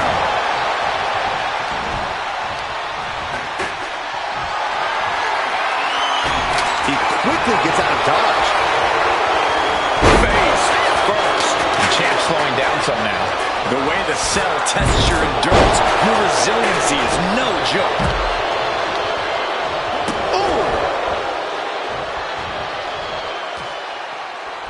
And Jimmy and Big E slugging it out middle of the ring. This has been a vicious, brutal match between two of the great tag teams today. Here comes Jey Uso into the fray alongside of his brother. Bang! Double super kick. And the Usos now looking for that patented Uso splash from the top rope. Uso splash. The cover to win the tag team titles, and Woods handcuffs it all, breaks it up. At the last possible second, Xavier Woods saving this match for his team. Credit to Woods for his never say die attitude, but Xavier Woods is outgunned right now. And there's, look at Woods still fighting back. Yeah, with the handcuffs. Using the handcuffs as a weapon. That's smart.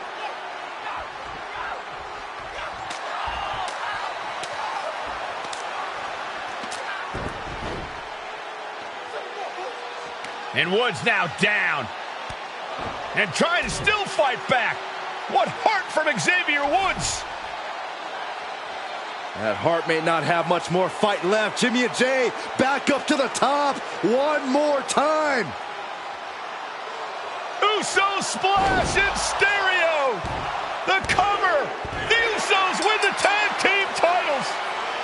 Here are your winners and the new SmackDown Tag Team Champions, the Usos.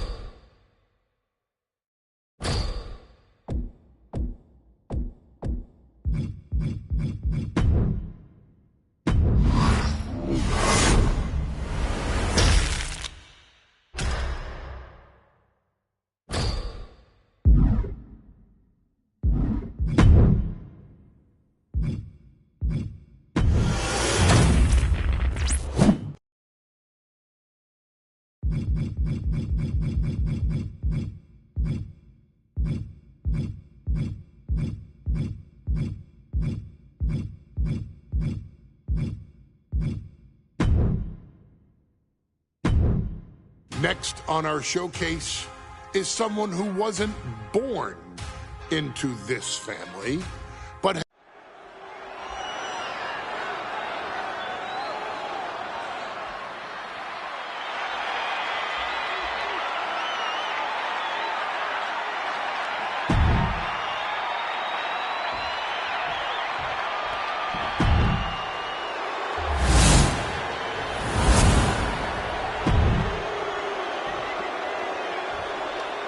The following contest. For the first time ever, we have a women's championship match here in the Middle East. In Saudi...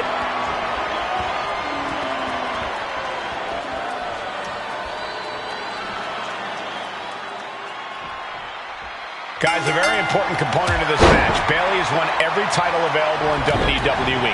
Bayley has accomplished it all. But the one thing Bayley has never done in her career, she's never beaten Naomi. And believe me, that is a huge point of confidence for Naomi and a huge pressure on Bayley. Yeah, but Bayley thrives under pressure. Her resume speaks for itself. Watch out! Good Lord! Taking flight! Coming down on their opponent like a sack of bricks. Naomi going for broke.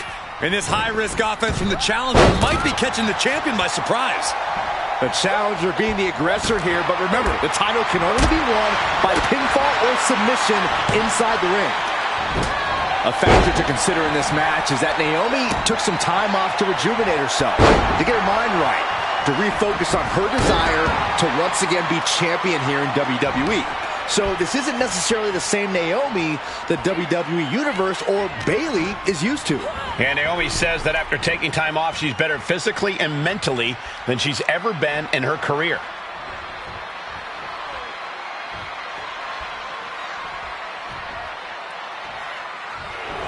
Double leg takedown from behind into a pinning combination, shoulder stacked high. Kick out before the 1 count. Getting that shoulder up seemed to be pretty easy. A slap. And I think it was you, Byron, who asked Bayley if she changed, and she said, I didn't change. I just did what I had to do, and look what I've done. Well, you're right. Love it or hate it, Bayley's doing what she's had to do by hook or by crook to maintain a stranglehold on the SmackDown Women's Championship. Oh, missed connection.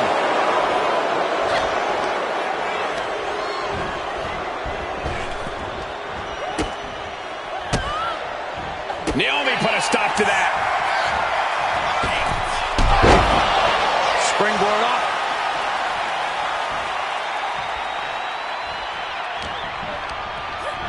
Placing her against the turnbuckle. Sending her up on the top rope. And here we go. Championship's on the line. Well, Bayley thought she had Naomi, but the challenger was ready. These two going strike for strike, it seems. Giving up now is not an option. They have to finish this. Naomi isn't feeling intimidated by the moment.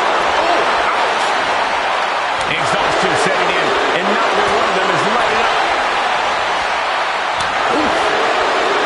Who will break first? That is the question. Bang! Fist after fist, neither one relenting here. Oh, jeez, looking absolutely rough. Momentum is really on the... Sunset flip applied. Not done there. Let's go over submission hold. Not sure what she's got planned here. She's getting back up, but she's super out of it. Rear view by Naomi. Could that be enough to gain the title? Cover. Naomi did it. We have a new champion. Here is your winner, and the new SmackDown Women's Champion. ladies and gentlemen, if it weren't for the next 2 superstars in our showcase, none of this would be possible. Because without Afa and Sika, without the Wild Samoans, there truly is no dynasty. While it was their father who made the blood oath with High Chief Peter Maivia, it was Afa and Sika, who built the family up, training generations of relatives, all with the single goal of becoming the best professional wrestler on the face of the planet. And while the two would together be WWE Hall of Famers, based solely on their work as trainers and cultivators of the next generation, their in-ring successes only add to their immortality. Afa and Sika formed WWE's most dominant tag team of the early 1980s, fighting their way to the WWE Tag Team Championship on 3 separate occasions. Opponents were often defeated before the bell even rang to start the match, falling victim to the aura and the intimidation factor of having to step into the ring with the Wild Samoans. Accompanied by Captain Lou Albano, the trio formed a masterful group that was able to take all opponents off their game, be it through Albano's devious schemes or the overpowering nature of the Wild Samoans. WWE had never dealt with a team so primal, turning each match into a battle of survival. Most feared, the deadly Samoan drop, a move that has been imitated by many, but duplicated only by a chosen few. There they are, the Wild Samoans. These are immigrants coming from the island, trying to figure it out, trying to find a way. I couldn't imagine being these men. I couldn't imagine taking on these responsibilities of setting the tone in a whole new country. And then trying to break into entertainment on top of that. But they made it work. And that's what we are. We're workers. We make it work. These tribal elders set the standard for all of their descendants to not only follow, but they also taught their descendants how to surpass it.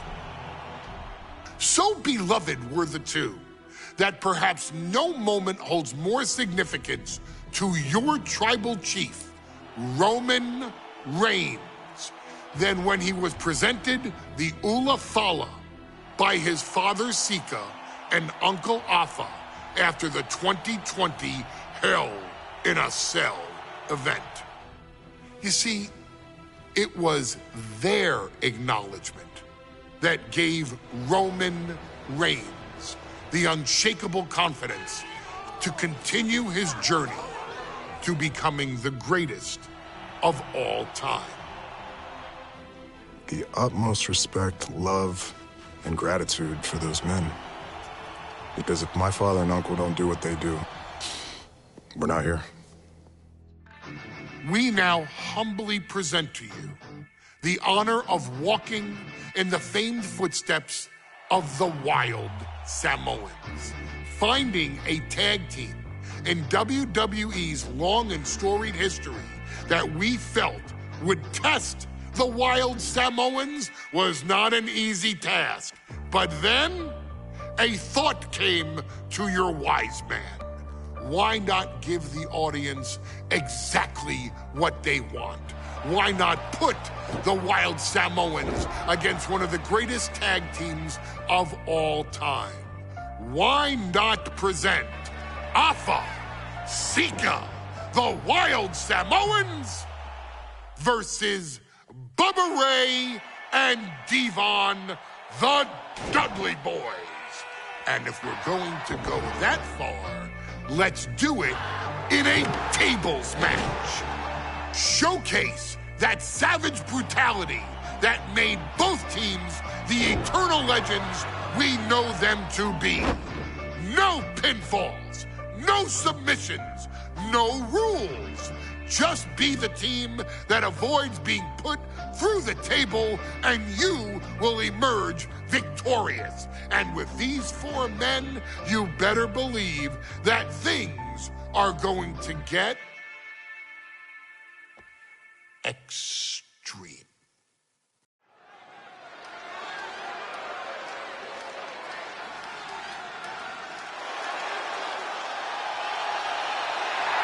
And here they come. Bubba Ray and Devon are ready for a fight. That's just what they'll get from Afonseca, and then some.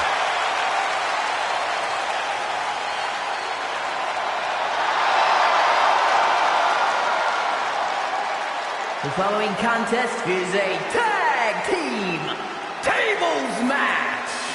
And at a combined weight of 603 pounds, Bubba Ray and Devon, the Dudley Boys. It takes a strong brotherly bond to agree to go into battle against the Wild Samoans, but that's exactly what Bubba Ray and Devon have. I have a strong feeling this match isn't going to be for the faint of heart. Oh, look. Guys, this is going to be a great one. You can feel the electricity already. I feel the excitement and some fear, too. Accompanied by Captain Lou Albano and a combined weight of 645 pounds. Afonseca, the Wild Samoans. This tables match might be a dream match for many, but for both the Wild Samoans and the Dudley Boys, this is about to be one team's greatest nightmare. Afonseca clearly not looking to back down here.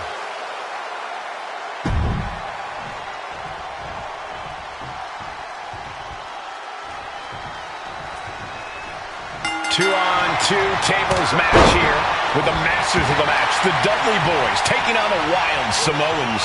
There's always those thoughts in the back of your mind. My brother can beat up your brothers. My brother can put your brother through a table faster. Finally, we get to see those thoughts become a reality.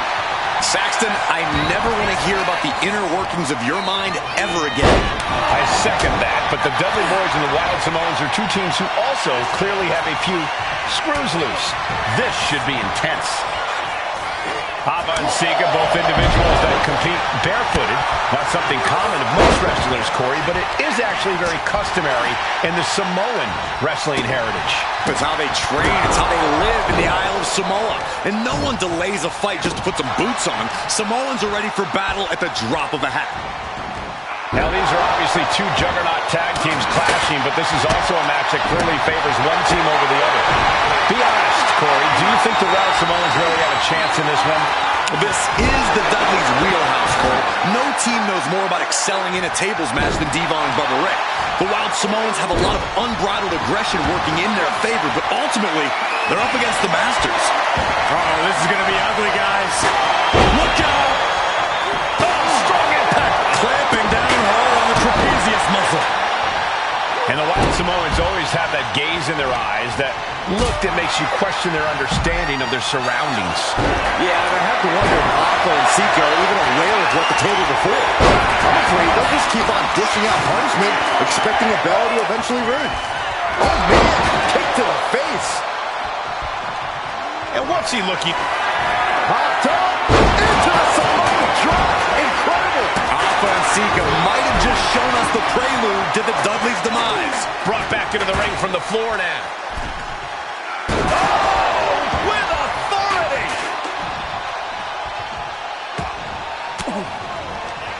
Boom!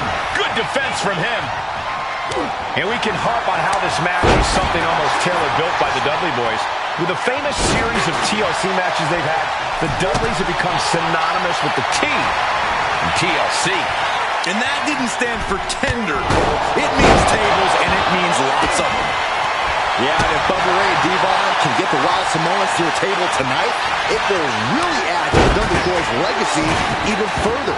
Headbutt! Somebody's got to put a stop to this. Uh-oh, he could be looking for a submission here. Twisting. Wait, hold on, look at this. And he's found a way out of the hold. Oh, no, guys. We better get out of here. Get out of the way, Corey. Spoken like a true man of bravery, Saxton. As still can't get over the look I always see on the Wild Samoans. It's like they have a one-track mind towards savage brutality. They for sure answer yes to every question that makes up a scary tag team. Yes, they're rough. Yes, they're tough. Yes, they will maim. Yes, they will hurt. And yes, they will not stop. Into the Samoan drop. Incredible. The Wild Samoans just completely wrecking the Dudley Boys in there. That's you in your head.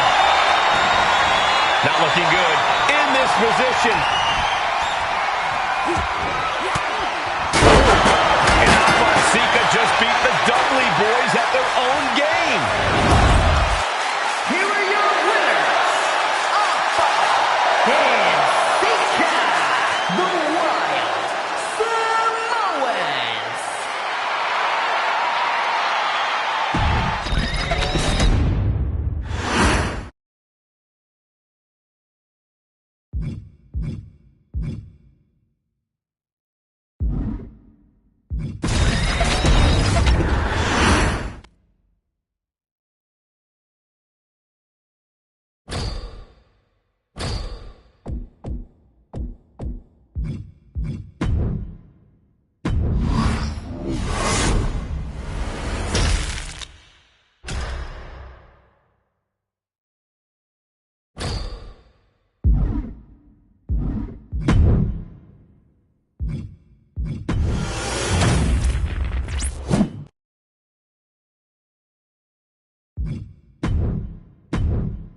From the very moment he arrived as the enforcer of the bloodline, Solo Sikoa has taken every brutal, savage element of his predecessors and refined them into a near-perfect smashing machine. Even in the year before his arrival, Solo raised eyebrows and garnered buzz while competing in NXT. But nobody could have predicted just how smoothly his transition to the main roster would go. And before I go on any further, let me make one thing perfectly clear. I'm only saying what I'm saying about Solo Sikoa because I am a wise man. I'm a professional. And because I'm being handsomely compensated for my stellar work as your host of the WWE 2K25 showcase. I haven't forgotten what Solo Sikoa and his rogue bloodline did to me. But I also know better than to let personal feelings hinder your professional endeavors. So with that being said, since his arrival at Clash at the Castle in 2022, Solo Sikoa has consistently been involved in WWE's biggest moments and biggest matches. He's been victorious in War Games. He's repeatedly enforced the Bloodline's will to maintain Roman Reigns' status as undisputed WWE Universal Heavyweight Champion. I brought Solo in as an insurance policy. Solo was here to protect me. Solo was here to maintain the promised land. He's violent. He's strong, he's fast, he's all those things. And he betrayed me. Any man who would betray me must be a very dangerous man. Solo defeated John Cena. Solo elected to betray your tribal chief, Roman Reigns, in an attempt to bestow upon himself the title of tribal chief. When I refused to acknowledge Solo as my tribal chief, you are not my tribal. He, Tama Tonga, Tonga Loa, and Jacob Fatu put me through a table in Madison Square Garden. And that led to opportunities to compete for the undisputed WWE Heavyweight Championship. It's led to more visibility with Solo's rogue bloodline ruling over SmackDown. Every choice Solo made only furthered his standing in WWE. He has the bloodlust of the wild Samoans, the brutality of his cousin Yokozuna, and the single-minded focus of Roman Reigns, all rolled into one. There is no question the future is his for the taking, and that he will be champion many times over, and that he may set records of his own before it's all said and done. Few men have so quickly served notice to all of WWE in the manner that Solo Sikoa has done. Whether you want to acknowledge him or not is irrelevant. One way or another, Solo Sikoa forces you to do just that, or you will suffer severe consequences. One by one, each and every single superstar on the WWE roster is going to find that out. Solo will make sure of it.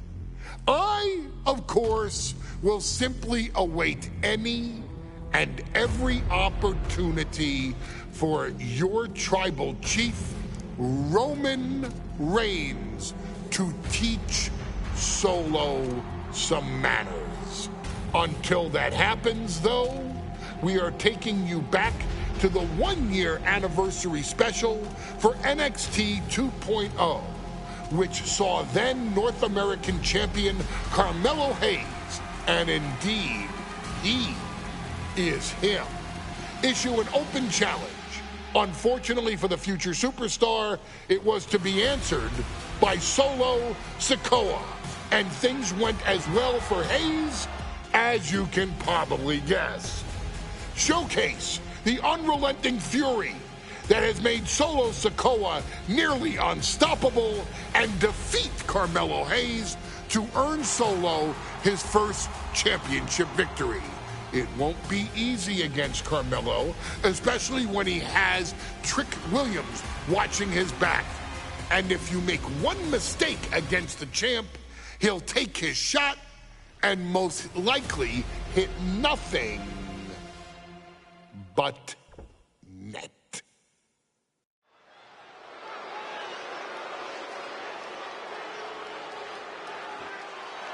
Here comes the A-Champ. The following contest scheduled for one fall is for the NXT North American Championship. Accompanied by Trick Williams, he is the NXT North American Champion.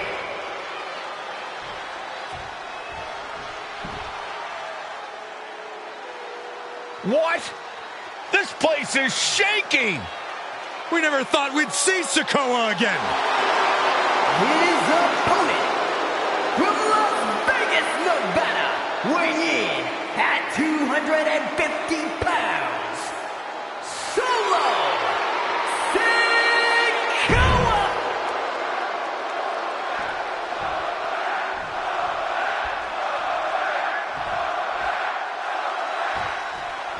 Now this is a surprise. Carmelo Hayes seemingly had no challenger for his North American title, but Solo Sikoa just showed up here and said, I got next. Thank goodness, Melo had an opponent chosen by the NXT Universe as they voted for Wes Lee. But Melo and Trick brutally attacked Lee backstage. Now we're being spared a Melo-bration. Oh, schoolboy! Shoulders down here! Quick pin, championship on the line. We're going to shut this down. A kick out. This one's not over yet. He was down, but he certainly wasn't out. Springboard clothesline. Got to be a tough situation for Carmelo Hayes here. He's up against an opponent he could never have planned for. Oh, but there's a clear strategy, Cole. Solo Sikoa has an injury to his left knee. Solo had a... And Sikoa sent toward the ropes, and Solo not allowing the presence of Trick Williams to distract him whatsoever. Solo has the mindset to destroy anyone in the way of him in the NXT North American Championship. Dropped him with a big shoulder tackle. You got to be impressed by both Solo Sikoa and Carmelo Hayes. They've taken NXT 2.0 by storm over the last year. And what he's looking for here looks like a potential submission maneuver coming. Just excruciating pain. Right now he's looking for any way to break out of this, and he does. That turns it around for Solo. Shoulder tackle.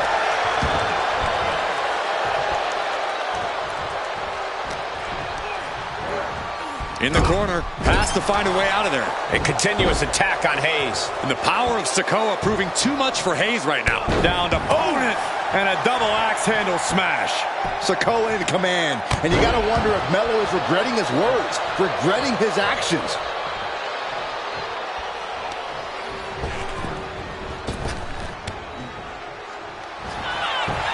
Finds the roll up. The ref calls it off. He's on the ropes. Oh, he cuts it off. What a main event this has been for the 1 year anniversary. Big uppercut rocks the jaw of Carmelo Hayes. Trick is out. Carmelo is dazed. Here's your chance, Solo. The title could be yours. Spinning Solo. Sikoa just absolutely laid waste to Melo. Winding up. Solo and Spike. That might have just sealed the deal on us having a new champ. What the? Sikoa is the new champion. Here is your winner, and new NXT North.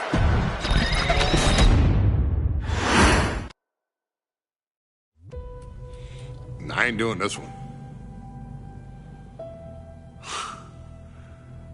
We can have all the fun we want with these video games and this showcase and these fantasy matchups like Offensica versus Bubba Ray and Diva. I'm not doing shtick about Roman Reigns and Seth Rollins. That's a little too volatile. And it's way too personal for Roman Reigns. Roman Reigns and Seth Rollins came up together in the Shield. And Seth Rollins took it upon himself to disband the Shield by blindsiding Roman Reigns with a chair. At WrestleMania 31, Roman Reigns, in the main event of WrestleMania, was about to win the WWE title when Seth Rollins cashed in Money in the Bank and stole the main event, the match, and the title from Roman Reigns. Roman Reigns lost the undisputed championship after almost 4 years, the greatest title reign of all time, to Cody Rhodes. Not because Cody Rhodes was the better man, but because Seth Rollins was right there. And the seduction, the bloodlust that Roman Reigns had for that moment of revenge was too much for Roman Reigns to give up. And for the first time in Roman Reigns' life, he took his eye off the ball for that much time and smashed Seth Rollins with a chair, the same way Seth did a decade earlier to Roman. And that moment gave Cody Rhodes all he needed to end the most historic title reign in WWE history. Now, I'm supposed to do shtick about Roman Reigns versus Seth Rollins for a showcase? I mean, it's smart,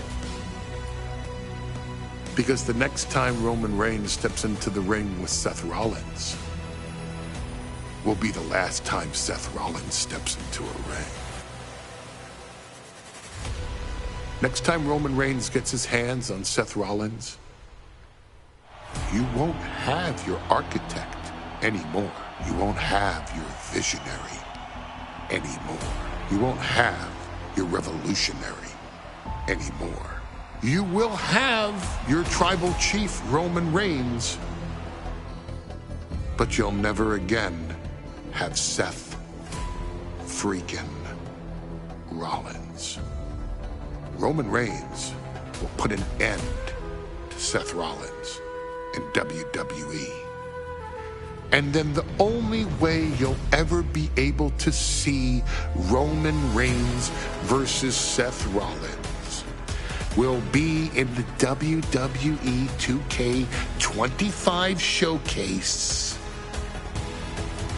Roman Reigns versus Seth Rollins from the 2022 Royal Rumble.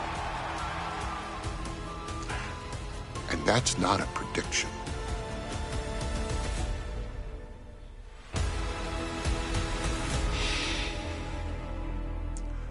That's a spoiler.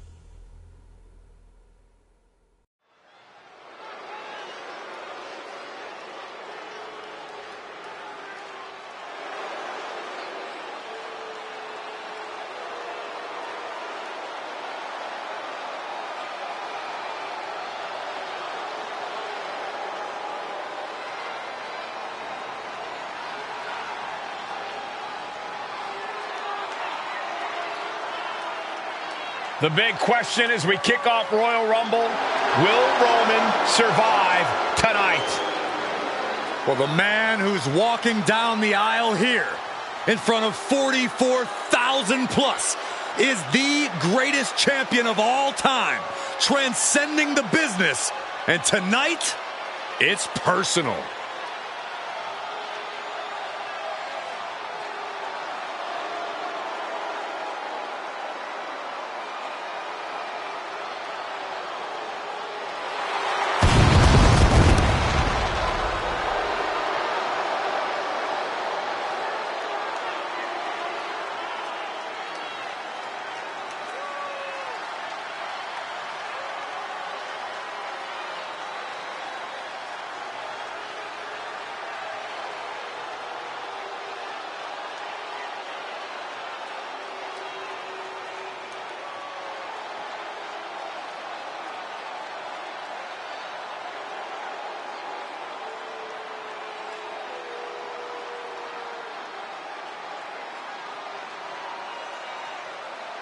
For 17 months, Roman Reigns has dominated everyone. And luckily for Roman, he's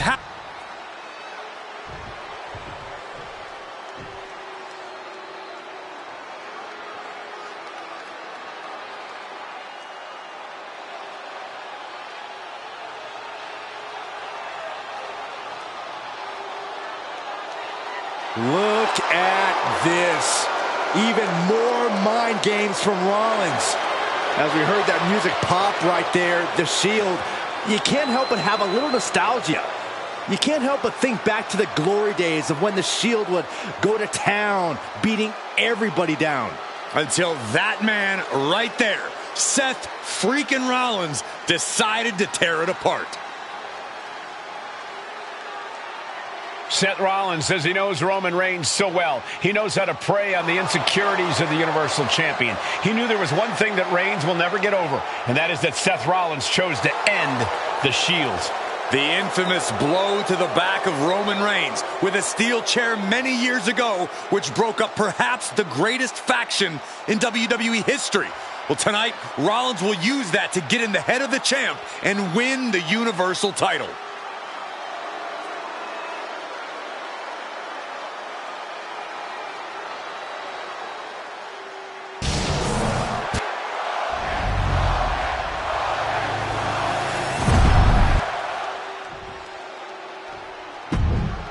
And that title, the WWE Universal Championship, has been in Reigns' possession for a record-breaking 516 days.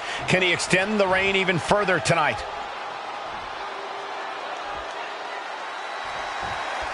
Bell rings and the WWE Universal Universal title is on the line. Roman Reigns over 500 days as Universal Champion, but nobody has been in it. The champ is pinned. We might have a new champion here. And the champ doesn't even let the count start. Keeping a loss at bay for now. And the wise man, Paul Heyman, will be at ringside for a championship match tonight, just not this one. And that's just sickening to me, Cole. Reigns had just cause for firing the wise man, and now Paul's right back with his old claim. Heyman has zero loyalty to the bloodline. Okay, Corey, did you forget the fact that Roman attacked Heyman? Anyway, Reigns just needs to forget all of that tonight. Rollins is already playing next-level mind games in this match. Reigns cannot let Paul Heyman's actions affect him. Roman Reigns, 516 days as Universal Champion, putting the title on the line against his former Shield brother, Seth freaking Rollins. Roman certainly seems out of his comfort zone right now, guys. Reigns and his comfort zone aren't even in the same zip code tonight, Cole. Unless he can snap out of it fast, he's going to make a mistake that Rollins will capitalize on. Even before Seth put his gear on, he came into this match with a clear-cut advantage. You're right, Cole. 1 week ago on SmackDown, Seth Rollins and Kevin Owens defeated the Usos. As a result, Jimmy and Jay are barred from ringside. It was an all-or-nothing move, as Rollins would have lost his title opportunity had that match gone the other way. It just proves that Seth freaking Rollins will take every freaking risk to win. From behind, chop block. Superman punch! Absolutely laid Rollins out. And now Reigns can finally overcome his former Shield brother. Suplex! Launched. Oh, look at this. Just cranking the head. That's got to hurt. Cranking the head. Gentlemen, for 17 months, Roman Reigns has dominated. He had special counsel and cousins to help him stay in control, to keep his cool, to concentrate on the business at hand. But now Paul Heyman is gone, and the Usos are barred from ringside. Without those calming forces, cracks have started to show. Every comment Rollins has made about their past cuts deeper. Every mind game breaks Roman's spirit. Rolled up from behind. This could be it. Strong kick out late into the match. How at this point you don't even stay down long enough for a 1 count is beyond comprehension. Disrupts the attack with an elbow to the gut. Calculating the next move here. Seth is being overwhelmed. And you can see Seth is being run into the ground by Roman. Rollins lands hard ringside. Headed out of the ring, but the count is looming. Holy, meet the barricade.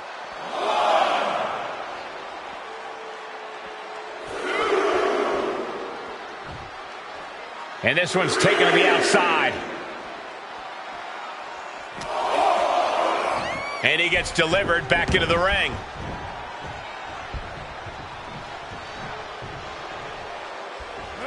He's got to mind the count-out rules as he heads ringside.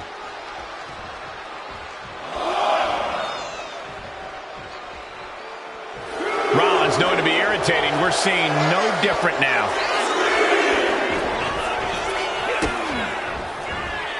Both arms. Double underhook. Alabama slam. Wow. I hate to say this, but the Tribal Chief has become extremely frazzled. These two are clearly fired up, going blow for blow. Oof. Rollins pulling out all the stops early. Roman Reigns needs to kick into higher gear to catch back up. Ooh. Two fighters putting their haymakers on autopilot right now. Ooh. What impressive determination from both competitors, keeping at each other no matter what. Over the top and lands awkwardly outside. Heading out, but needs to be aware of the referee's count.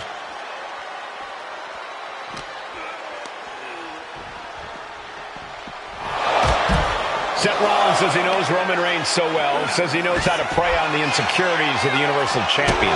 Rollins knew there was one thing that Roman Reigns could never, ever get over, that it was Seth Rollins who chose to end the Shield. That blow to the back of Roman Reigns with a steel chair so many years ago broke up perhaps the greatest faction in WWE history. Who would have thought that moment would still loom so large and be the biggest key to victory for Seth freaking Rollins. Seth Rollins' arrogance on full display with that gesture. Repositioning their opponent. Looks like a neck breaker. Ooh, bang! I have to admit, it's a pretty cold move for Rollins to just take the years of history the Shield had and turn it into a joke here tonight. It's appalling, Saxton. Rollins has always treated that sacred history as a joke. Now we know that Roman Reigns is a loyal man, a family man. What Seth Rollins did to his family 8 years ago was cowardly. Now it's time for Rollins to pay.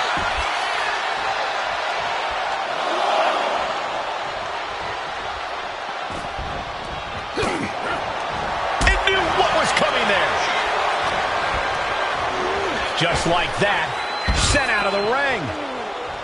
Looks like he's got something in mind for ringside here.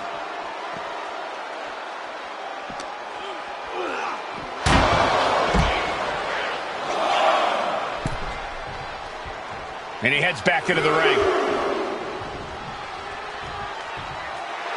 Absolutely no respect from Roman Reigns.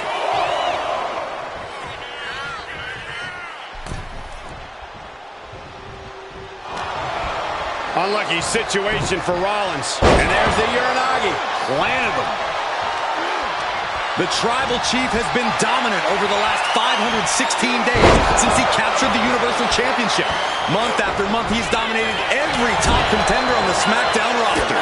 Roman Reigns has beaten big names over the last year and a half. But Braun Strowman, Rey Mysterio, the Demon Finn Balor, even John Cena. But Reigns has to be bothered by the fact that he has never been able to knock off Rollins in a premium lot of the... Oh, Roman Reigns locked and loaded, measuring his opponent. He missed! Consider your title dreams dashed after that. Why on earth would he give up the pin? He's got bad intentions. Framing him up. He's got a picture-perfect opportunity here. What a counter by Rollins. Vicious right forearm. Reigns, Rollins, both men are waging an epic battle. For years, these Shield brothers would go town to town and beat the competition to a pulp. Tonight, they're doing it to each Reigns. Hits it! Will the champ make that pay off?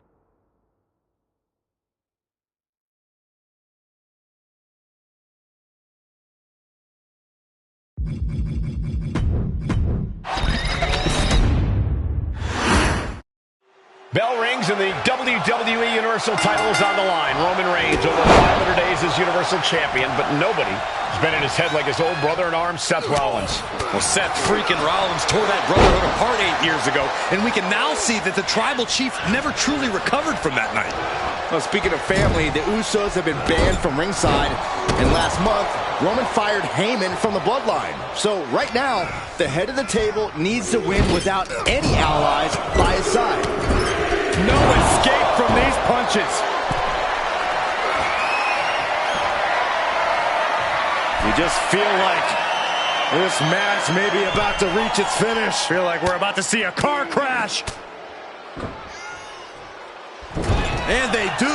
Now Rollins looking for some momentum. Going from the defensive to the offensive, he is ready to go. Big elbow. Each shot landing with a little bit more venom. Neither competitor is backing down. Slugging away with everything they've got. Ooh. The willpower, the sheer guts of these two. Ooh. Toe-to-toe, treating each other like heavy bags. Ooh. You can feel the contact, and so does the WWE Universe. Both absolute things have just gone nuclear. Warheads landing on the front lines now. I thought they were going to keep that up all night. And into the turnbuckle he goes. No escape from these punches. And the wise man, Paul Heyman, will be at ringside for a championship match tonight, just not this one. And that's just sickening to me, Cole. Reigns had just cause for firing the wise man, and now Paul's right back with his old client. Heyman has zero loyalty to the Bloodline. Okay, Corey, did you forget the fact that Roman attacked Heyman? Anyway, Reigns just needs to forget all of that tonight. Rollins is already playing next-level mind games in this match. Reigns cannot let Paul Heyman's actions affect him. Seth freaking Rollins has made it extremely personal with Roman Reigns. Years ago when he destroyed the Shield, and again in the lead up to this match. And if I'm Roman, I'm taking all that aggression and ending this quickly. Go full force and incapacitate Rollins ASAP, because the longer Reigns fights with all his rage, the more potential he has to make a tactical error. He wants this fight on the outside. Reigns is trying to pick his opponent apart physically and mentally.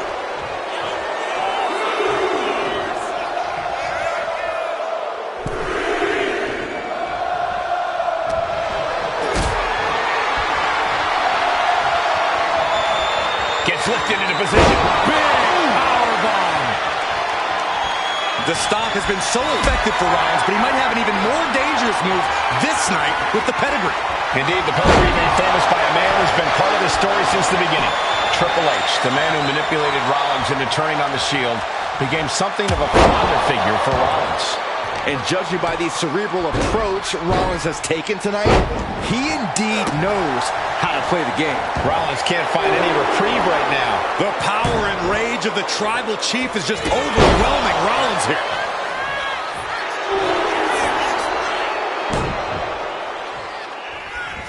What a spear by Reigns! The champ delivering when it counts. Rollins landing awkward outside. And he's going to the outside, which will start a count out. Spear by Reigns! Champ close to ending it here. I don't even think Roman's aware of where he is anymore. He has tunnel vision for Rollins. The only thing the Tribal Chief is seeing right now is red. And heaven have mercy. And here's Reigns now, misses wildly with the clothesline attempt. Spear! Spear by Reigns! Roman Reigns from out of nowhere with a spear! That could end it for Rollins if Roman could just make the cover. Roman trying to fight through the pain. Oh my, guys. Guys, look at what Rollins is doing.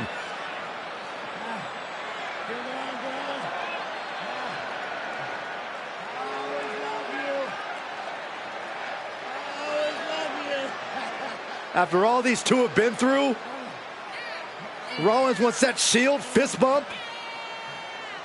Reigns shaking it off as Rollins continues to try to play mind games.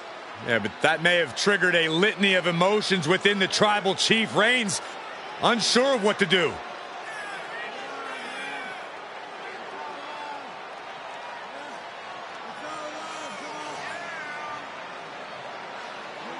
Roman Reigns determining what to do now. Will he slay his former brother?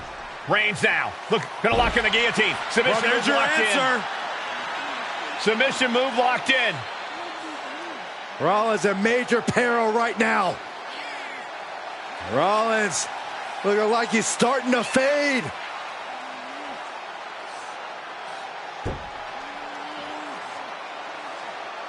Seth trying desperately to make it to the bottom rope. I'm not sure he can make it, Corey. Trying to make it to the rope to force some sort of break. Seth trying to hang on. How can he do this here? Is Rollins going to tap here? What's Rollins going to do? Is he going to tap out? Well, he makes it to the rope. Reigns has a 5 count to break the hold.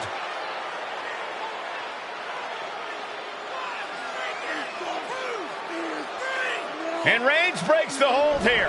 Roman breaks the hold, and this match continues. It just shows you how locked in Roman Reigns is to winning this match.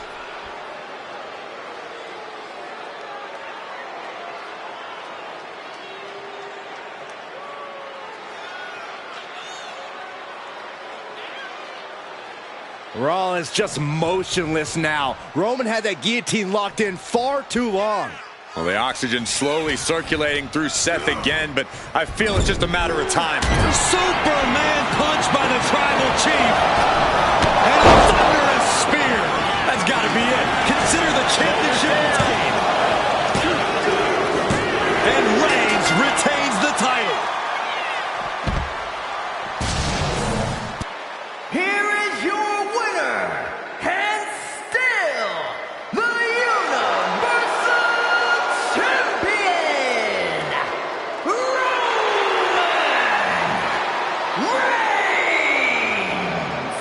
Roman Reigns has finally done it.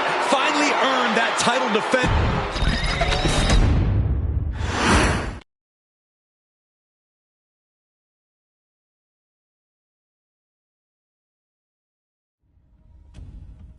I'm the last guy to knock a revolution.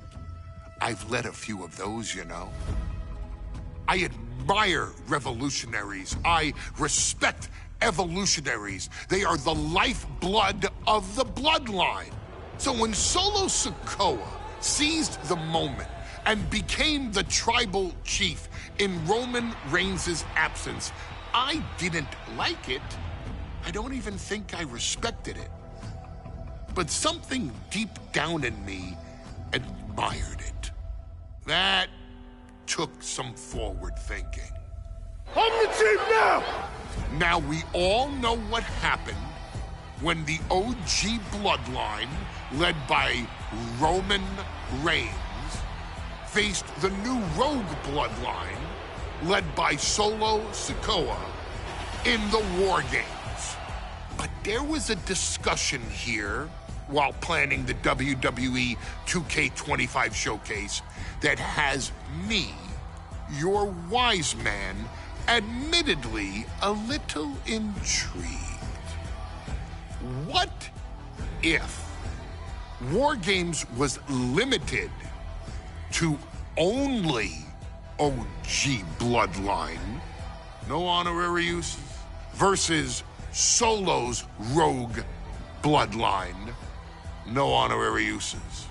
It's 4-on-4 Roman Reigns. The Usos, Sami Zayn, versus Solo Sikoa, Tama Tonga, Tonga Loa, and the most dangerous new competitor WWE has ever seen, the Samoan werewolf Jacob Fatu. What happens then? This is your moment to determine who is the real bloodline. This is your moment to determine who is the only bloodline. This is where the bloodline's legacy and the bloodline's future is in your hands.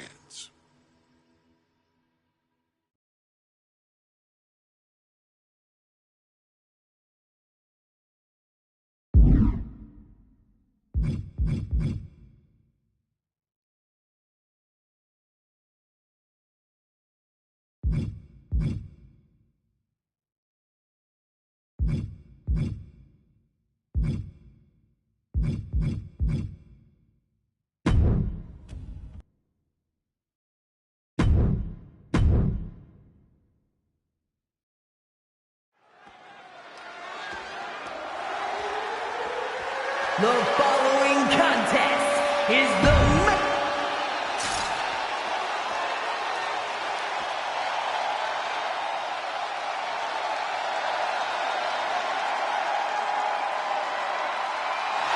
The bloodline is in chaos. This wrestling dynasty is on the brink of collapse. This conflict goes far beyond.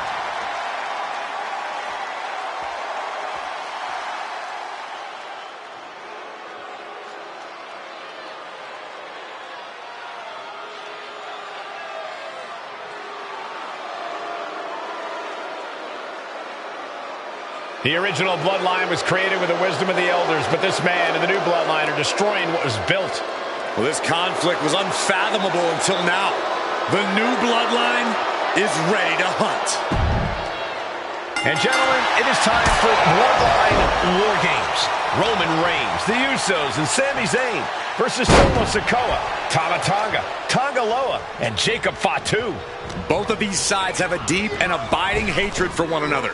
Solo felt he was held down. His crew never called up during Roman's time as the tribal chief.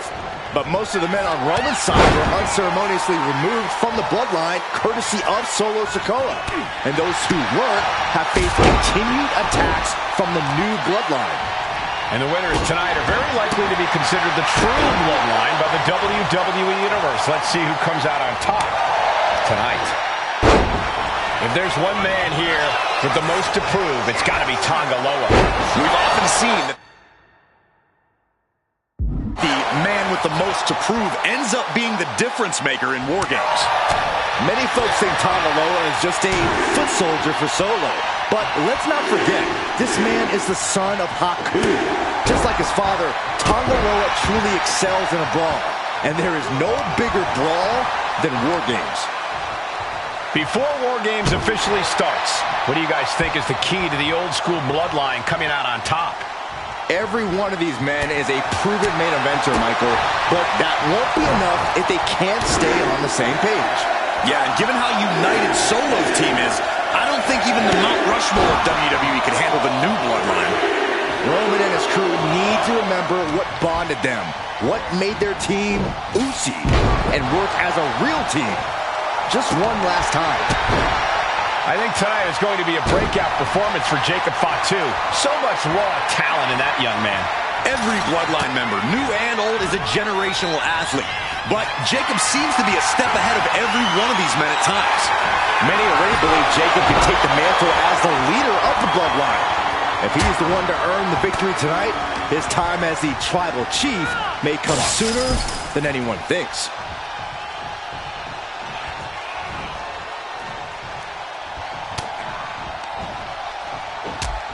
Oh, from behind. Oh, wow. Steiner. Nice. Looking for a belly-to-back suplex into the neck breaker. Beautiful. OG bloodline leader Roman Reigns has so much on the line in this one, guys. Oh, absolutely, Michael. Solo Sikoa took his spot at the head of the table. He says he's the new tribal chief. And that is Roman's legacy. Those names, this group, they mean something. But the bloodline represents all that Roman has built in his career. And he needs to take it back tonight. Devastating kick.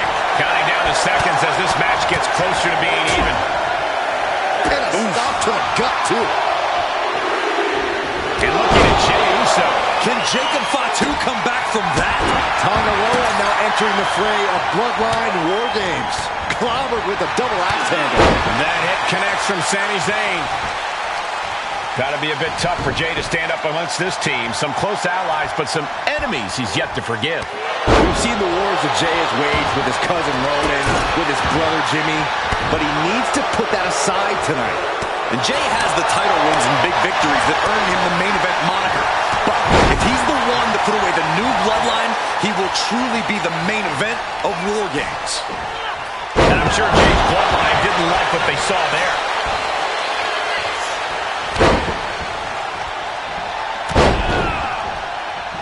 Unleashing a barrage on their opponent. Sami Zayn with a big boot. Is Zayn closing this out?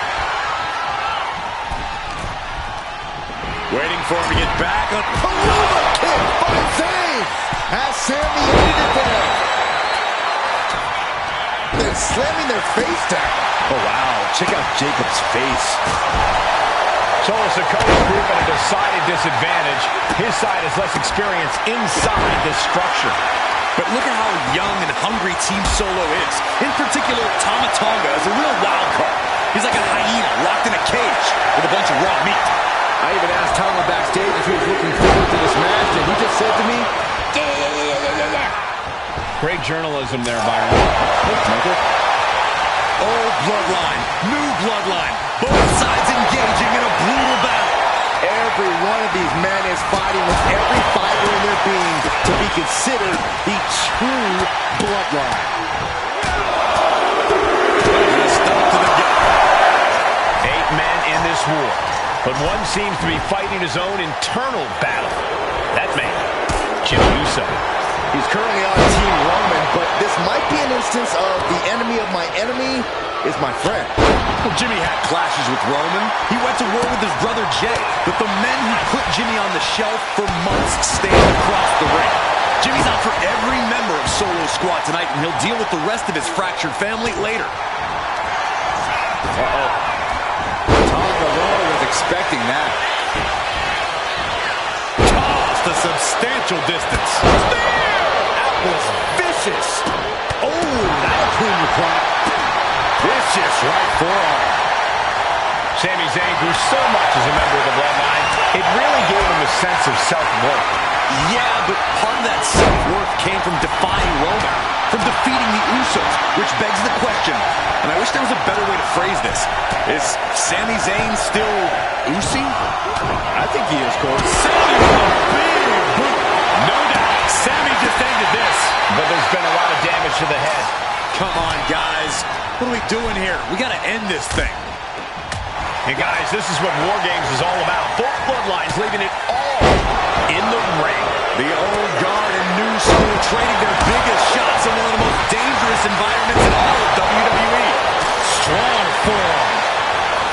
Solo Sikoa, leader of the new bloodline, has called himself the head of the table, called himself the tribal chief. And when he asked the WWE Universe to acknowledge him, we're hearing more and more of the crowd agree. The Solo has grown in power with big wins and title reigns, but this is his biggest test yet.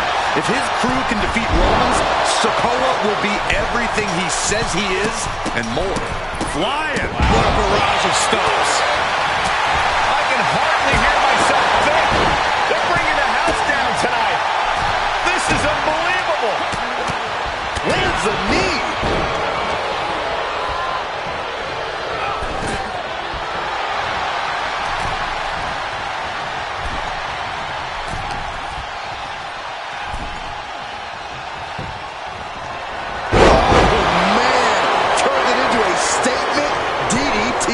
Only seconds away from giving their team the numbers advantage. Kind of a little worn down now.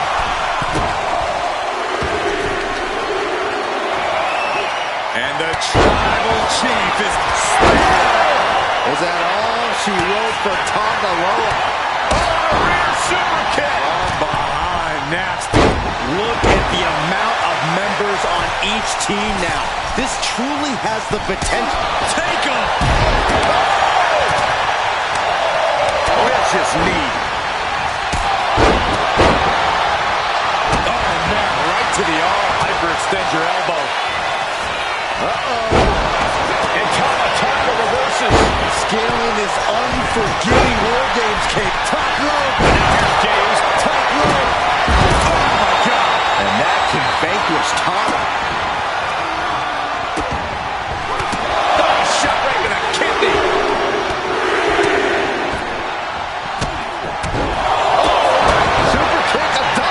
Kick.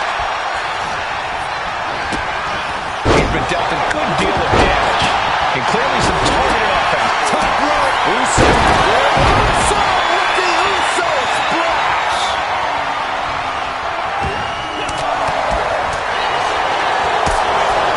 Zayn had him up. Time is ticking away. Shortly we'll have a fresh competitor to even the odds.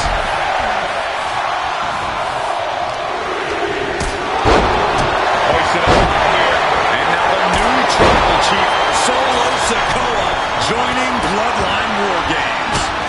He looks absolutely dead on his feet. He has been battered and beaten, and there's only so much more he can take. Looking for something under the apron before airing. The teams are not equal, but this weapon could be a big difference maker. Looking out of the ring for reinforcements. A jumping DDT. Oh, man, he took a hard landing into the other ring. He wants it one more time. And looking at Jacob Fatu. And that was a hell of a DDT there. Jimmy with a cause for alarm. The audacity. Going up the... Look at it. They have this wrapped up.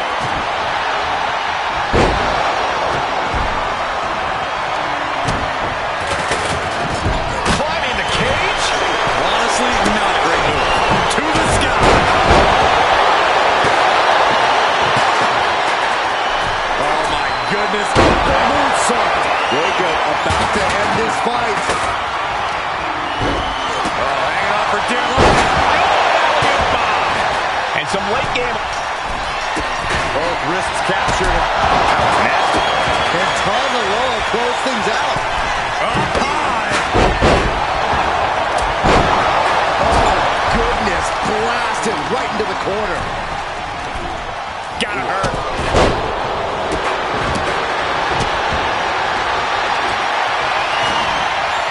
Leg drop. Punch.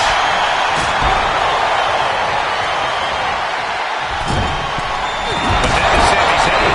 That could put Solo down for good. Zayn's broken in half. Tucker.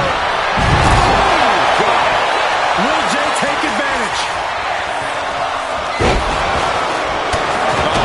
Ooh, stop to the tummy. Tummy? Jay with a game ender. The WWE Universe is pouring more fuel on this fight. And Team Roman wins the War Games.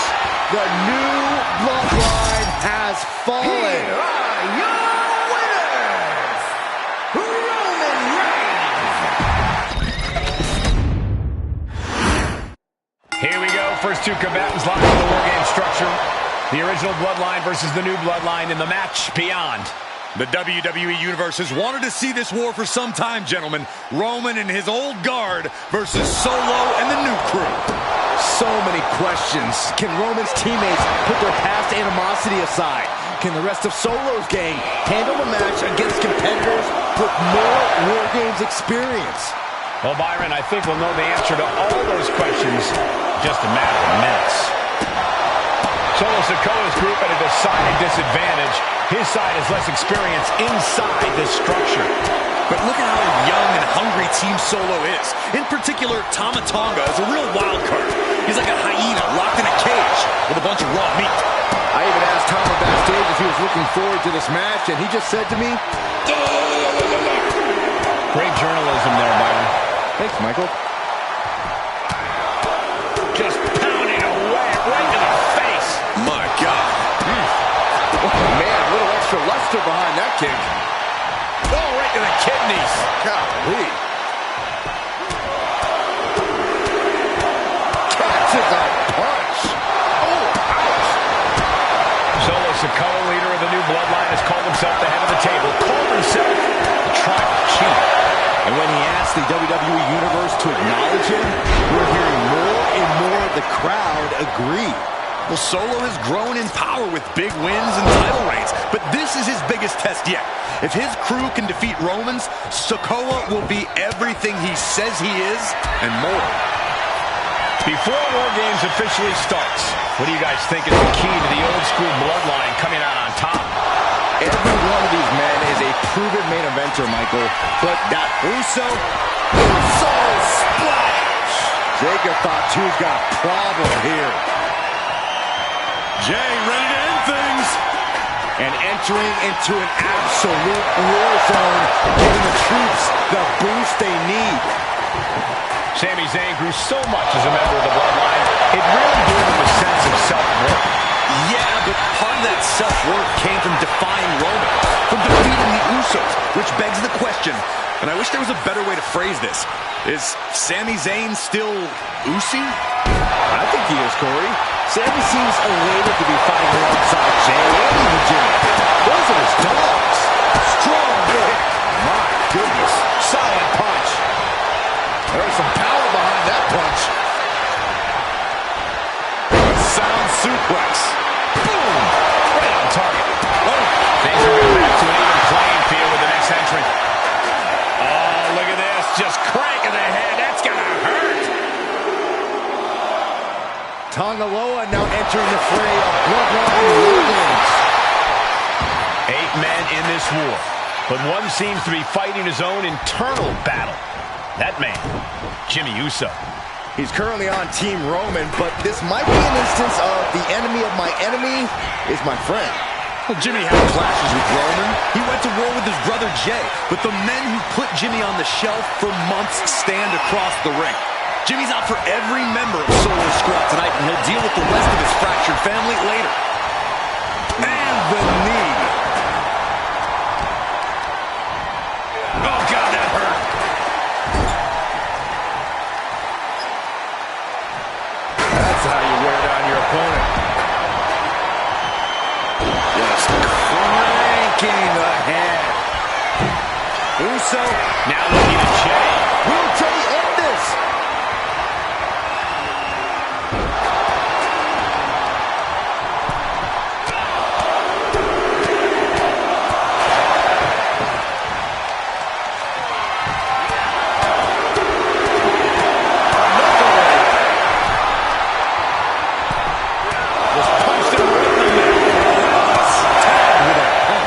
It's about to be an uphill battle for one team once this clock hits zero.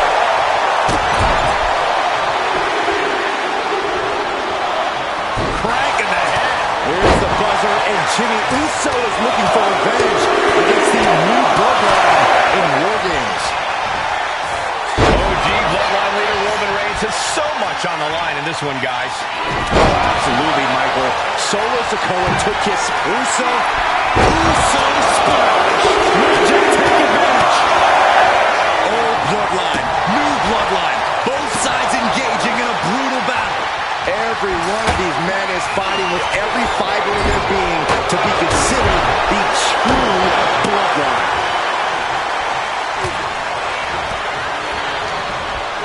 Taken down by the neck.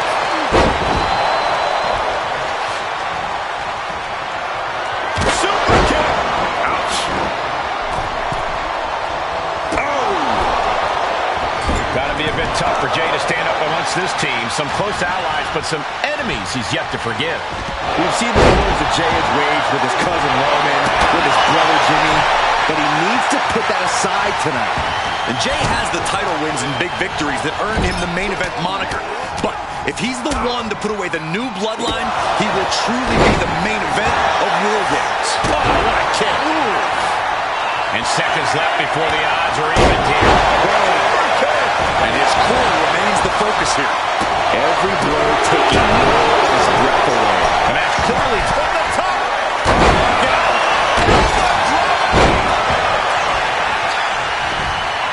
Jacob Fatu in a compromised position. And guys, this is what War Games is all about. Both bloodlines leaving it all in the ring.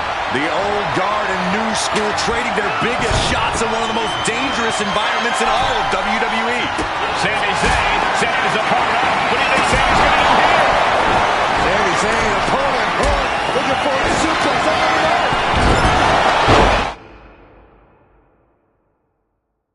If there's one man here with the most to prove, it's got to be Tonga Loa.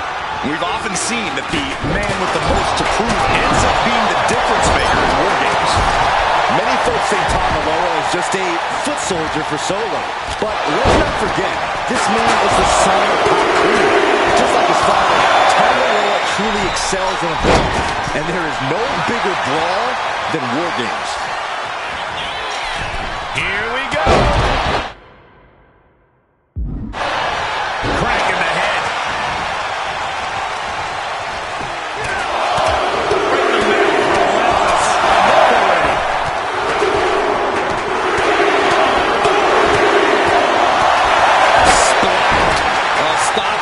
Stopping at you for a change.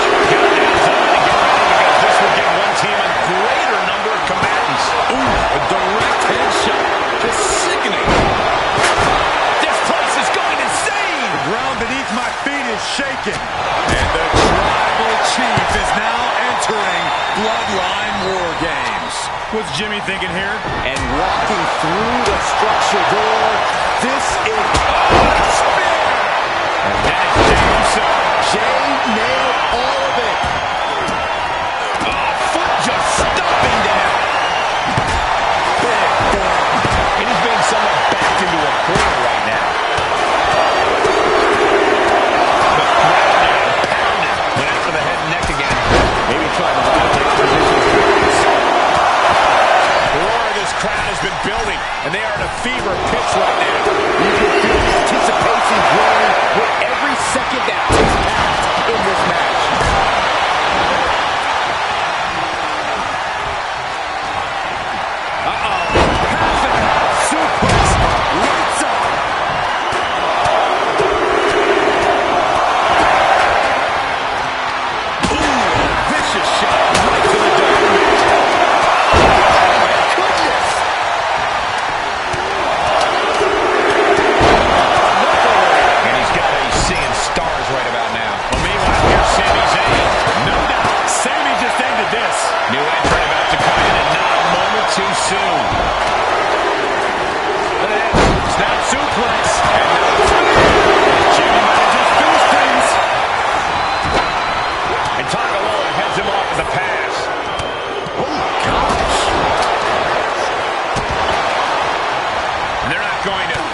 one without a little backup in their corner. He just gets it flying into the opposite ring.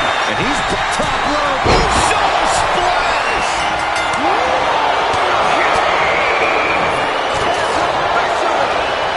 Teams even, doors locked. Welcome to the match beyond. From here on out, anything goes. Landing a big hit with that hammer. He avoids the contact. Has Jay in his grasp. DDT plants that. Jay is down and out. Superman punch from Reigns. My goodness, the human skeleton shouldn't have to endure a smash like that. He realizes this is his opportunity. Taking aim.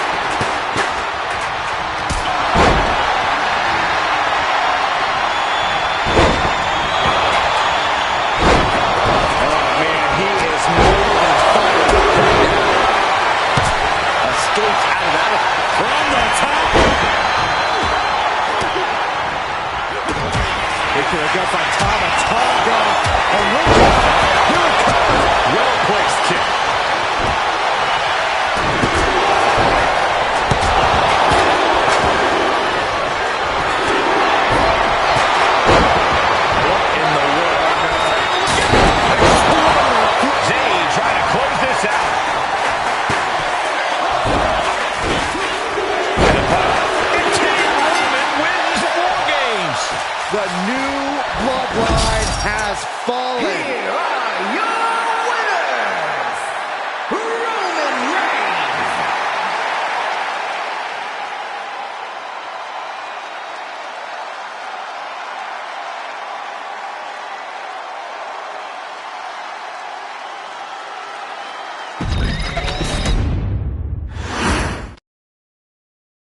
Okay, a little bit out of character for your wise man, but that was a little bit difficult for me to watch.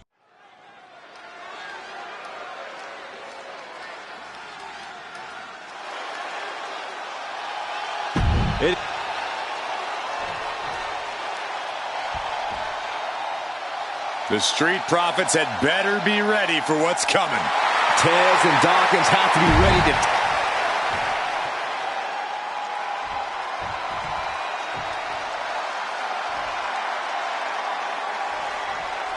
The Islanders versus...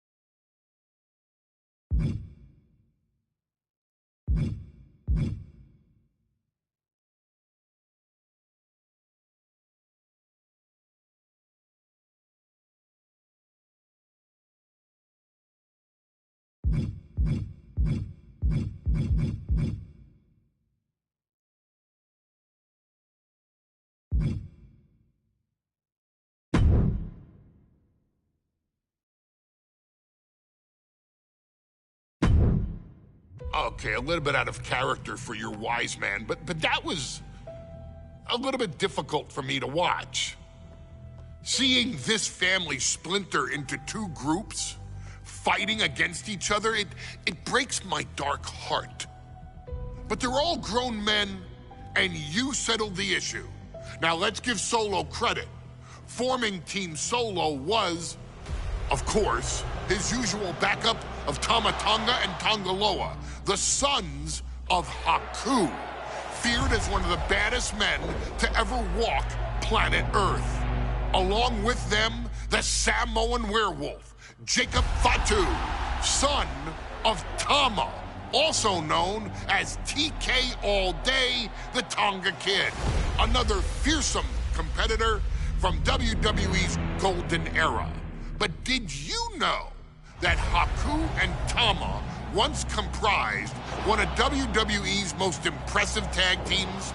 Haku had been considered family by the Dynasty for years on end, and his teaming with Tama, brother of Rikishi, solidified this for eternity. The Islanders were a formidable test for any tag team in WWE in the late 1980s, competing against teams like the Hart Foundation and the British Bulldogs. Initially fan favorites, the two would embrace a more hard-nosed approach and even teamed up with WWE Hall of Famer Bobby the Brain Heenan, finding even more success. The team flawlessly merged aerial excellence, martial arts mastery, and some good old-fashioned Islander grit. Perhaps their most infamous moment saw them actually dog-nap Matilda, mascot of the British Bulldogs, showing that they were willing to do literally anything to throw opponents off their game. Both men are still revered today as two of the real legit tough guys in the industry, names that instill fear simply upon mention, and they absolutely taught their children well. Tama Tonga and Tonga Loa both love to slowly brutalize an opponent in the traditional Haku style, while Jacob Fatu hurls his body at opponents from all angles with reckless abandon, much like Islander Tama in his TK All-Day heyday. For their inclusion in the 2K25 showcase, we find the Islanders in a dream match, taking on another team that has mastered the air, ground fighting, and has their own brand of swag that keeps opponents guessing at all times. Ladies and gentlemen, I'm talking about the Street Profits. Montez Ford and Angelo Dawkins have put together one hell of a run in WWE, and the perennial tag team champions are going to find themselves in an unfamiliar setting, taking on Haku and Tama in a best 2 out of 3 falls match. Anyone can sneak a win out, but Haku and Tama often competed in this type of match to fully demonstrate the superiority to their opponents. And you can bet that they're out to do the same thing to Angelo and Tez. So get out there and showcase the tag team mastery that the Islanders used to terrorize their opponents.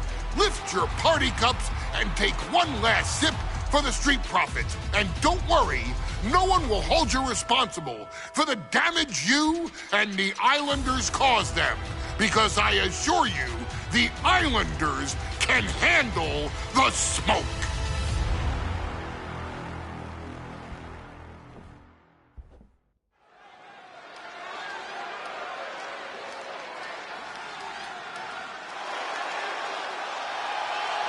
It is time for the Street Profits to get themselves some of the Islanders.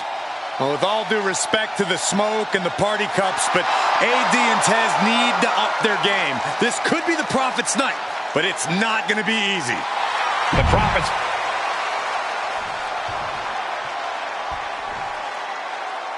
The Street Profits had better be ready for what's coming. Tez and Dawkins have to be ready to deal with any shortcut the Islanders can find. And their opponents, accompanied by Bobby Heenan, and a combined weight of 499 pounds, Tama and Haku, the Islanders. We know the Islanders.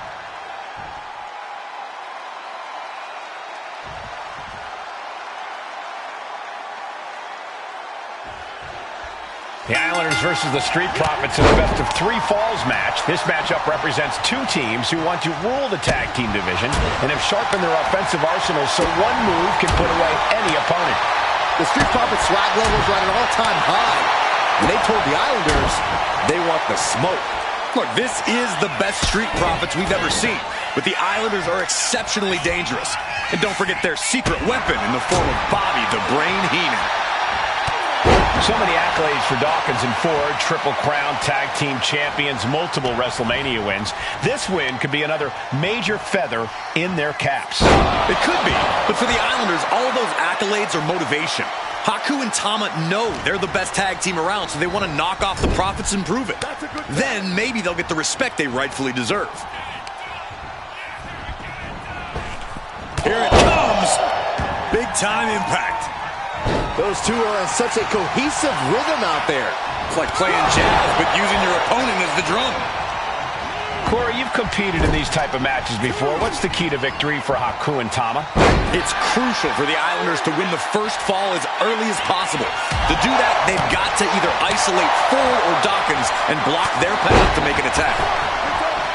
Something that Tez and Dawkins need to watch out for tonight is the presence of Bobby the Weasel Heenan. He'll do anything for his clients. Don't you dare disparage the brain, Saxton. Heenan is indeed a wise man who has quickly brought the Islanders up the ranks. They'll be tag champions in no time. Dragon screw.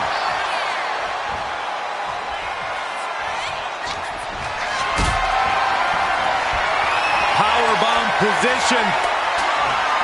Throwing down punches and counters out. Poorly timed offense there. Stiff headbutt. Ooh. We're watching two great teams at work right now, but with the talent at this level in the ring, you have to wonder, are there any possible breakout single stars here? Every one of these men has that sort of potential, Michael.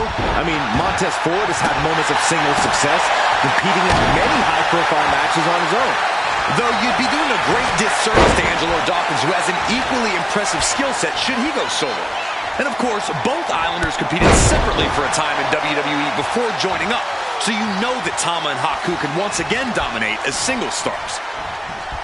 Placed into the corner here. Every counter being answered with another. Again, a tag is made. Here comes the double team. What do they have planned here? Oh, goodness!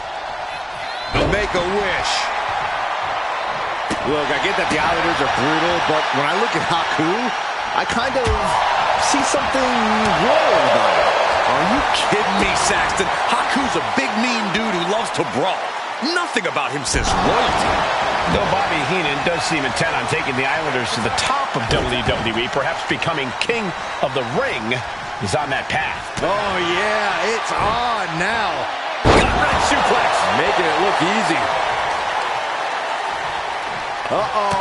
Oh, he flips that around. Big clothesline.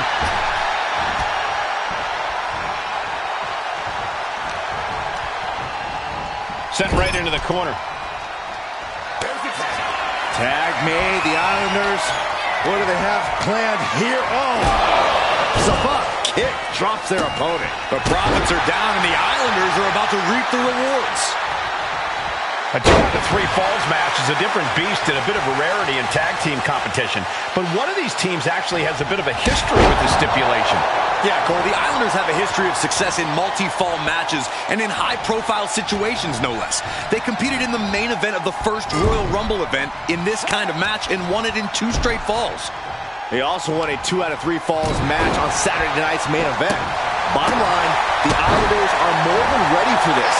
Hopefully, the Street Profits are quick learners. My God, the Islanders continuing the assault. The Street Profits just don't know the word quit. This is not just about winning. This is about taking over. Drops the hammer. Right on the lower back. This is a big night for the Street Profits. Their parting cups are filled to the brim tonight. I took a sip of it, and it nearly knocked me out. I've seen tap water knock you loopy, Saxton, but I know for a fact that the Profits have the strong stuff in hand tonight. In fact, I've heard the Islanders plan on taking a victory swig after this match. They can definitely handle it, Corey. Tama and Haku have very strong heads. Will it be? And he secures a fall here.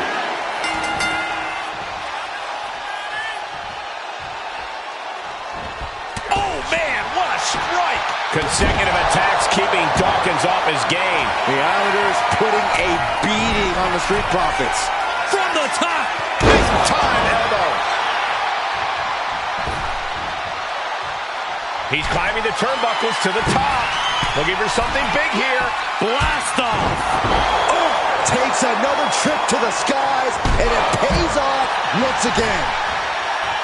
I'm glad the Islanders are able to compete tonight. I was worried from the top. Elbow drop. Good Lord. A lot has been endured by Angelo Dawkins, and he could be done very soon. From the top. Diving headbutt. Taking a chance one more time and landing with incredible impact. We thought it was going to be the Street Profit for the win. Can Tama pull it off? Second fall for the Islanders, and they beat the Profits. Here are your winners, Tama and Haku.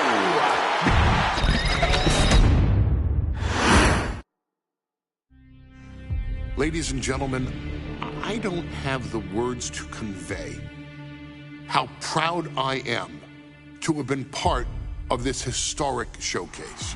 Having worked alongside this family, this bloodline, for so many decades, reliving moments that I got to experience firsthand has been a privilege of the highest order.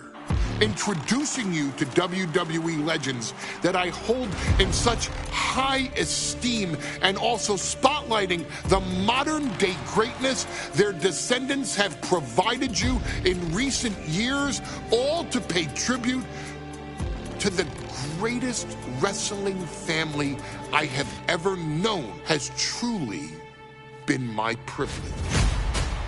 To be successful in this industry is a 1 in a billion chance.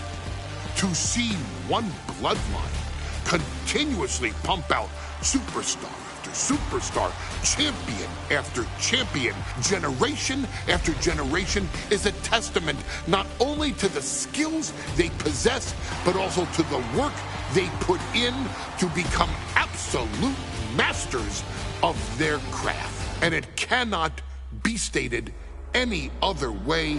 This dynasty, this family, this bloodline has mastered every single solitary aspect of professional wrestling.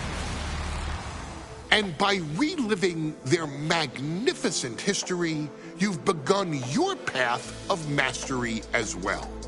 You've conquered former champions, righted some very egregious historical wrongs, survived war games, and even settled the question as to who the true tribal chief really is.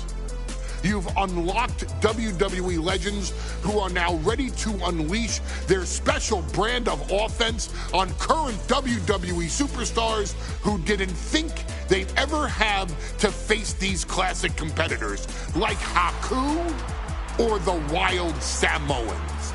It wasn't easy, and you definitely had to get a little oozy along the way. But you showed that bloodline spirit and determination, and now you stand at the top of the mountain.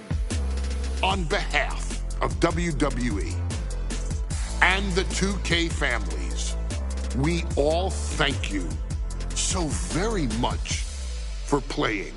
And on behalf of every fan of this beautiful performance art known as professional wrestling, we thank you, the Anawai, Fatu, and Maivia clans, for decades of entertainment and generations of pure brilliance, for creating greatness with your hard work and sharing it with all of us so freely.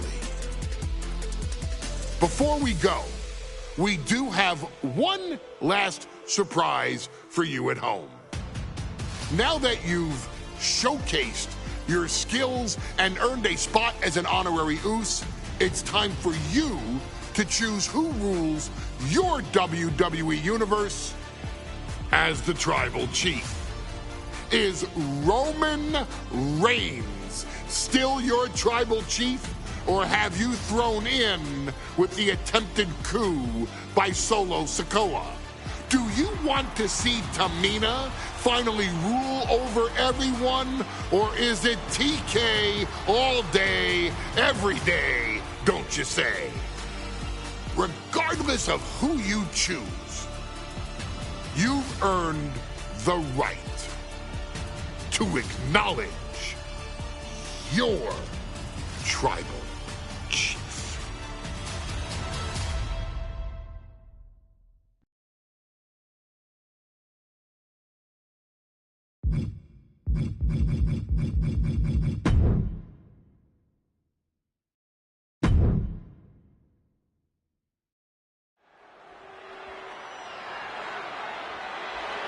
The following match is the 2K Showcase Tribal Gauntlet! The winner of this match will be acknowledged as your Tribal Chief. The rules of the match are as follows. 2 superstars will start in the ring. When one superstar is eliminated, a new superstar enters. Eliminations can occur by pinfall, submit. The Bloodline Gauntlet match begins here, gentlemen, with our first entrant. A superstar with a daunting challenge ahead.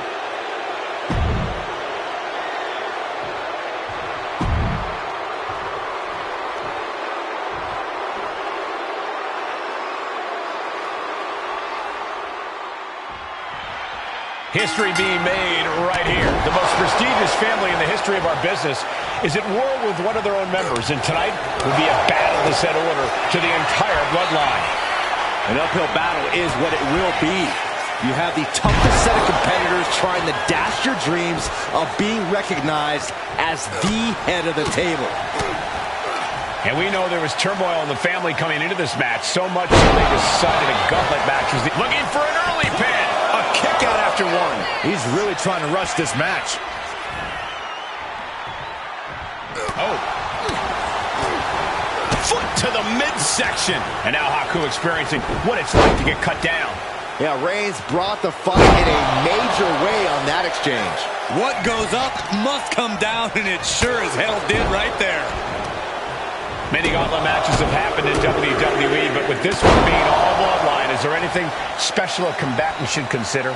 Well, everyone in the family is physical, but this battle will only be won with a clear mind. A focus on the opponent in front of you instead of the next one through the curtain is paramount. If you're thinking about who's next, you'll lose to who's in front of you now. And we know the lineup we are seeing tonight is exceptionally talented. Each one is capable of taking anybody to their breaking point. And shoulders are down. 2. Time's up for Haku. No longer running the gauntlet. I don't even know the entry pool at this point, but I know we got fights for days left in this one. More action on the way with Sika headed into the gauntlet.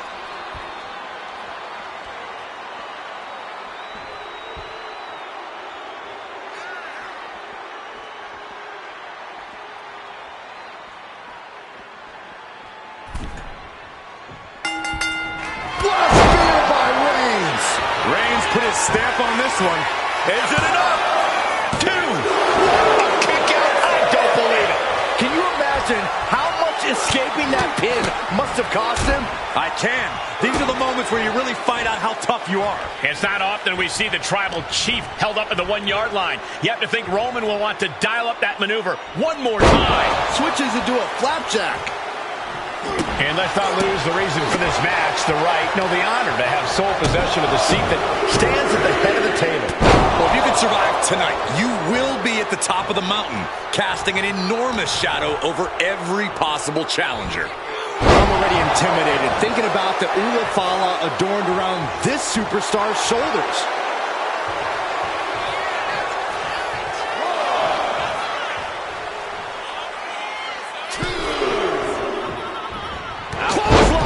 Oh, that'll leave a mark. Sika in a state of distress. Sika's cage might be a bit rattled. And a stomp to the gut, too. Oh, he's cinched in. And he goes for the pin. And he kicks out at 2. He's still in the fight, but for how much longer? Just from a deadlift position. Into a sit-out powerbomb. Thunderous impact. Sika's time has come to an end in the gauntlet. Hard to believe we've only scratched the surface of our entry pool.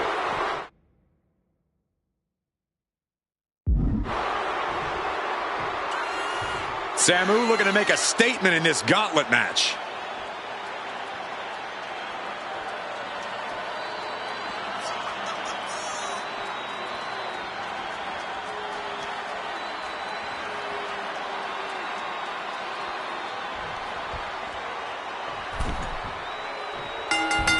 Wicked kick to the face. Momentum has pivoted towards Roman. And Roman might just have more in store. Up into the fireman's carry. And Switches into a flapjack. oh, Reigns comes up short on that attack.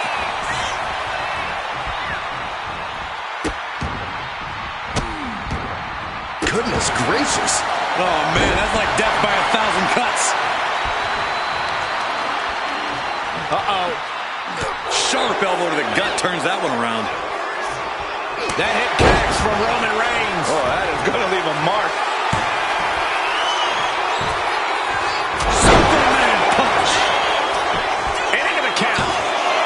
There's two, and a kick out. Very close. Fatigue clearly setting in. Here comes Reigns. The spear by Reigns. Samu's chances are dwindling.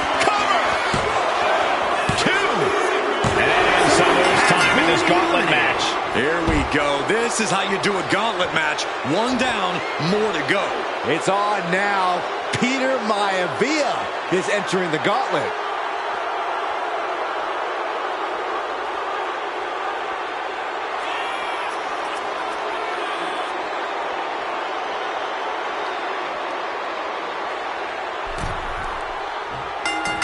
Big boot. Vicious. And Corey, there's more than family pride on the line tonight. Everyone in WWE is watching, wanting to know this challenge can be conquered.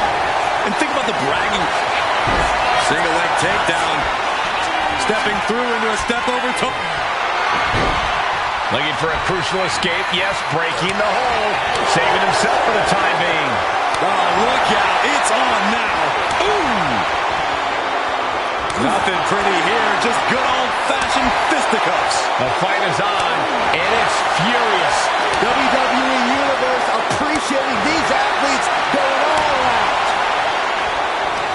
They are emptying their tanks, going back and forth like this. This is a war of attrition with neither superstar wanting to be the one who surrenders. What a punch. Oh, man. And Peter Maivia was a step behind there. Ooh. Oh, what a kick. Insulting. That's telling your opponent, you don't deserve to share this stage with me. Kick. Ooh. Peter Maivia says that becoming. It seems like this match is becoming something of an uphill battle for him. Right in the face. My God. Got out of the way, but can he capitalize? Spiked with a Uranagi. Ooh! Got out of the way. Sharp punch. Trading back and forth blows now. What a counter. Just teeing off with that fight forever vibe. Two titans trading strikes and refusing to back down. It looks like we've got ourselves a brawl here. Oh, man. Who will break first? That is the question. Two fighters putting their haymakers on autopilot right now.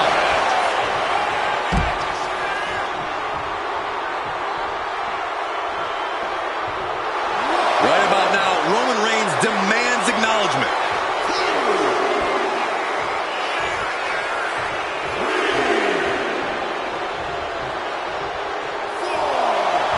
Letting the competition know what he thinks of him. You gotta love it.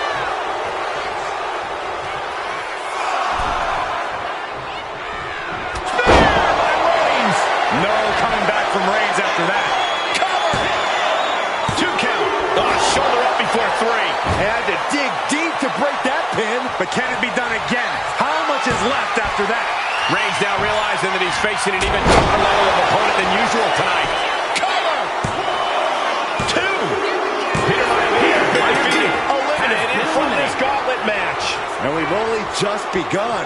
Buckle up. We got 5 more entries slated for action. And now it's Tama Tonga entering the gauntlet.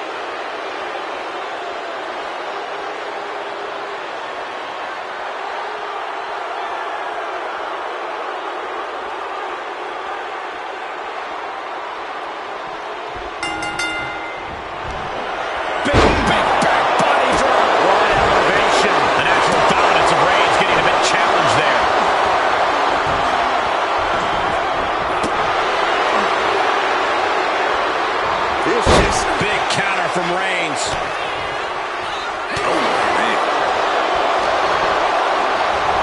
Face first with a reverse STO. Elbow dropping time.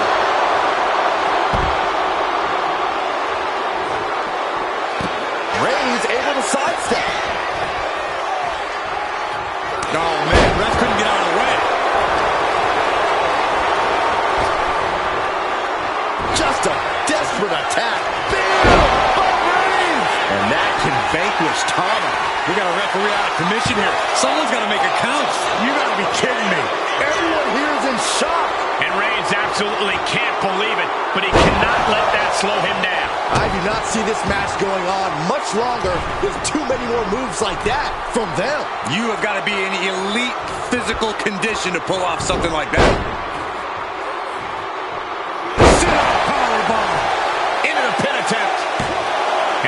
Stops the count before 2. Showing his determination there with that kick out. Tama taking on some damage. That signature hard-hitting style of Roman Reigns. This is what he feeds off of. Moments like this big match feel. What a Samoan drop.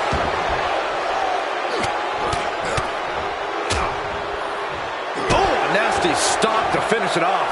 Tama is losing grasp of this match now. This is a more daunting task than Tama Tonga bargained for. Crucial turn.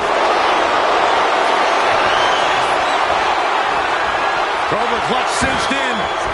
Torturing their opponent. The end could be in trouble here. A couple of elbows to the jaw, and that'll break things up.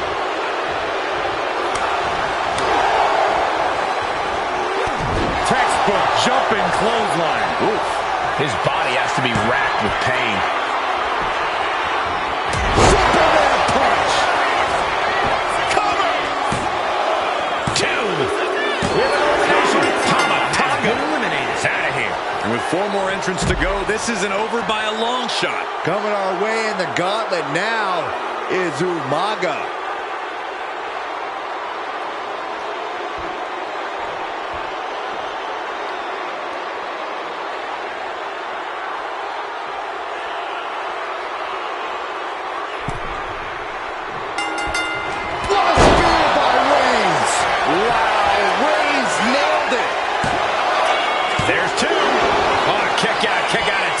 If a kick out like that isn't a wake-up call as to the kind of monster, the kind of beast that Umaga is, I don't know what is. Roman has been denied. This is not something we're used to seeing, and by the looks of things, neither is Reigns. Reigns establishing the upper hand. Reigns is picking up steam. Double leg takedown, got the shoulders down. That's it for Umaga. He's been eliminated. There goes another one, but we're not done. 3 competitors remain. Next into the gauntlet, we've got the one and only Tonga Loa.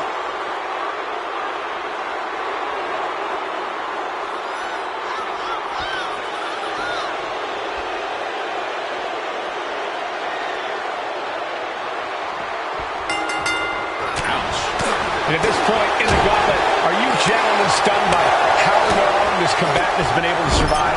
Look, you should never underestimate the fire of a Samoan.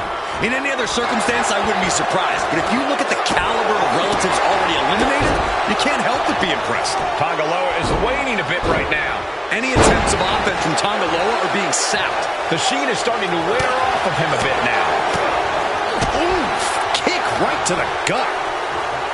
Reigns has his opponent in a fireman's carry and turn it into a flapjack. Kick finds it. Connects on the kick.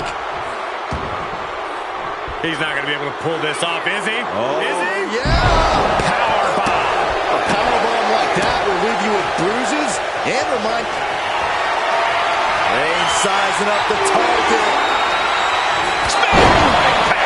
Crucial moment for Tonga Loa. Cover! There's two. There it is. Tonga Loa is out of this match. They are out of here. And after this, 2 more entrants to go. Now entering the gauntlet is Yokozuna, ready for action.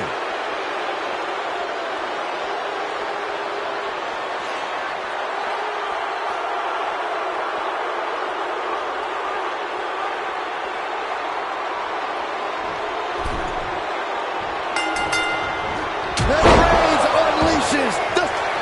The Tribal Chief has acquired the target. This is...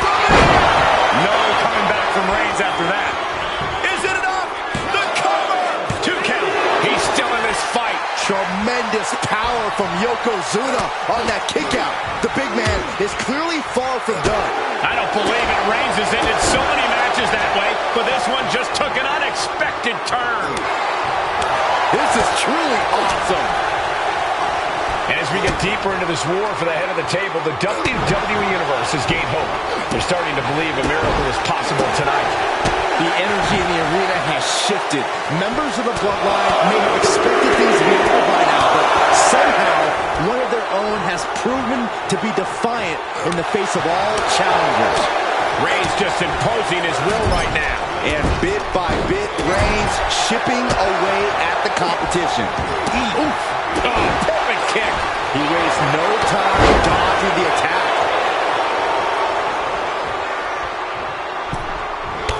Clothesline in the corner, and a couple back elbows to follow. Reigns is setting up, Michael. Here it comes! Reigns put his stamp on this one. Cover! 2. And the kick out. A behemoth like Yokozuna kicking out of that has to make you wonder what it'll take to keep him down. Reigns now realizing that he's facing an even tougher level of opponent than usual tonight. Superman punch! Cover! 2. And that's it. Yokozuna is out of this gauntlet match. Coming in fresh, we've got the last competitor entering the gauntlet. Jamal looking ready as ever for this gauntlet.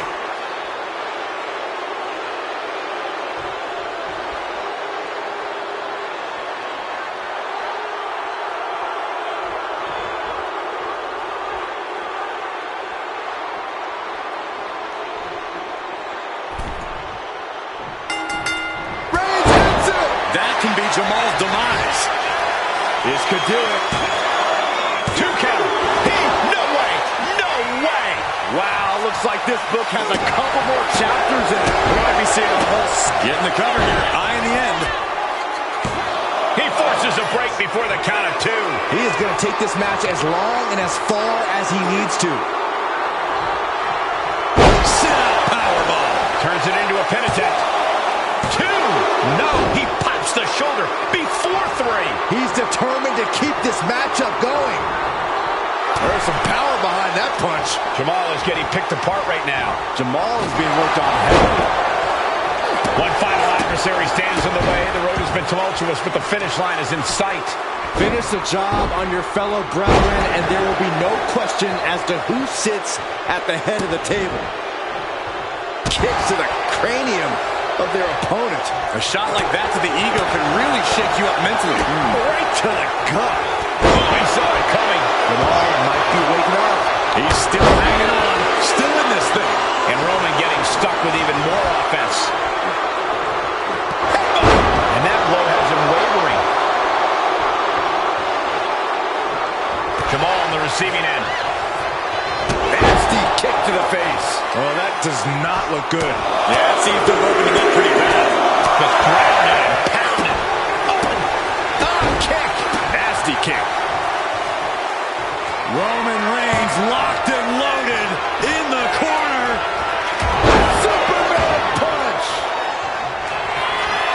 Reigns has identified the target. Standing spear. Wow, Reigns nailed it. 2. That's it, and Roman Reigns has done it.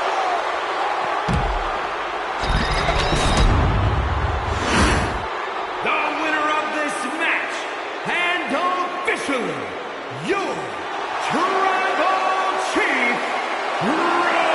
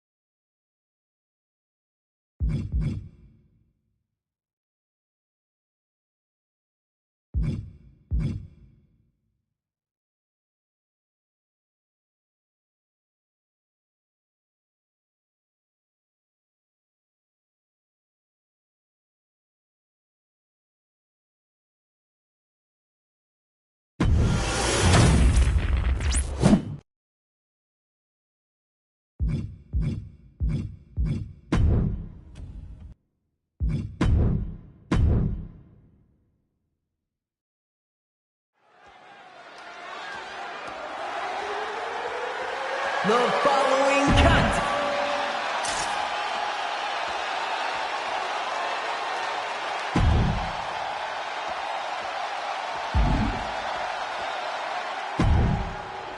And gentlemen, it is time for Bloodline War Games. Roman Reigns, the Usos, and Sami Zayn versus Solo Sikoa, Tama Tonga, Tonga Loa, and Jacob Fatu.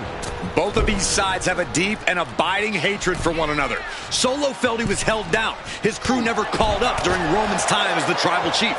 But most of the men on Roman's side were unceremoniously removed from the bloodline, courtesy of Solo Sikoa. And those who weren't have faced continued attacks from the new bloodline.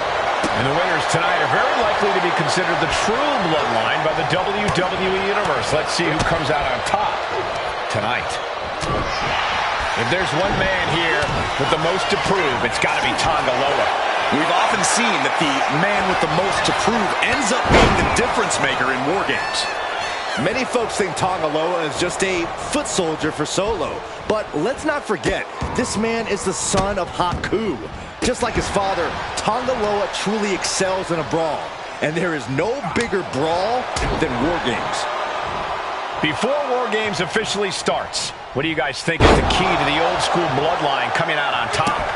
Every one of these men is a proven main eventer, Michael, but that won't be enough if they can't stay on the same page.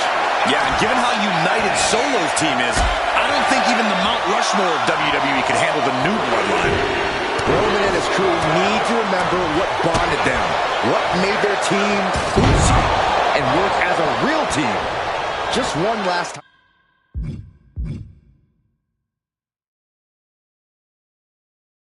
All right. Enters the ring and is diving headfirst into the chaos of this match, bludgeoning their opponent. Solo Sikoa's group at a decided disadvantage. His side has less experience inside this structure. But look at how young and hungry Team Solo is. In particular, Tama Tonga is a real wild card. He's like a hyena locked in a cage with a bunch of raw meat. I even asked Tama backstage if he was looking forward to this match, and he just said to me, yeah. Great. What's Jacob Fatu's intentions here? Spiked. Did Jacob Fatu get enough of it? Ooh. Kick lands. Boom. Ooh, what a damaging blow. Ooh.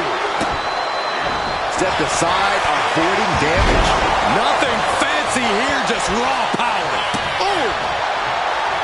Sami Zayn grew so much as a member of the Bloodline, it really gave him a sense of self-worth. Yeah, but part of that self-worth came from defying Roman, from defeating the Usos, which begs the question, and I wish there was a better way to phrase this. Is Sami Zayn still Usi? I think he is, Corey. Sami seems elated to be fighting alongside Jay and even Jimmy. Those are his dogs. This War Games just got Usi. Zayn joining the original Bloodline side. Boom! That's using your head. Lift off. Reversal. And that turns things around. Oh, God. What a shot to the face. Solo Sikoa, leader of the new Bloodline, has called himself the head of the table, called himself Tribal Chief. And when he asked the WWE Universe to acknowledge him, we're hearing more and more of the crowd agree. The Solo is growing in power with big wins and title reigns, but this is his biggest test yet. If his crew can defeat Roman, Sikoa setting up again. DDT, and it can be all over for Jay. Insulting. He took a vicious hit there. Oh, gosh, I hope we've got medical staff standing by. Yeah, it sure looks like one. Oh, look out. Vicious headbutt. Strikes with a kick. Sami's scheme sure helping him out there. The competitor in Tonga Loa coming through here. Measuring up one more time. And looking at Jacob Fatu. And that was some vicious DDT we just saw. Did Jacob Fatu get enough of it? Old bloodline, new bloodline, both sides in taking flight. Oh. Stomping away. Striking down with the axe handle. Tama Tonga looking to get wild inside War Games alongside his bloodline. Superstar set up. I don't like it, but in War Games, a one-sided brawl is all perfectly legal. Both wrists captured. This could put a stop to Zayn. Ooh.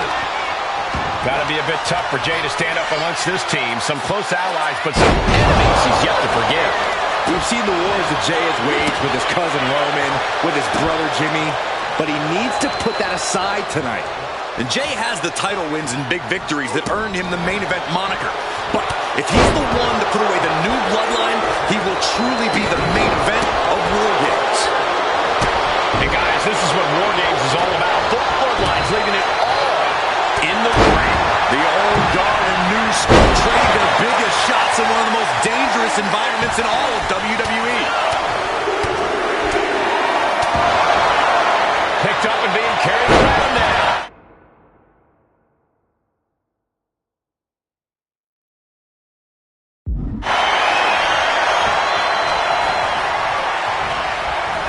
He tosses him over and into the other ring. Clock counting down. A sigh of relief can surely be breathed once the next competitor enters. Super kick! 8 men in this war, but one seems to be fighting his own internal battle. That man, Jimmy Uso. He's currently on Team Roman, but this might be an instance of the enemy of my enemy is my friend. Well, Jimmy had clashes with Roman. He went to war with... Both wrists captured and boom! Good night! What a knee! Tonga Loa put a stamp on this one.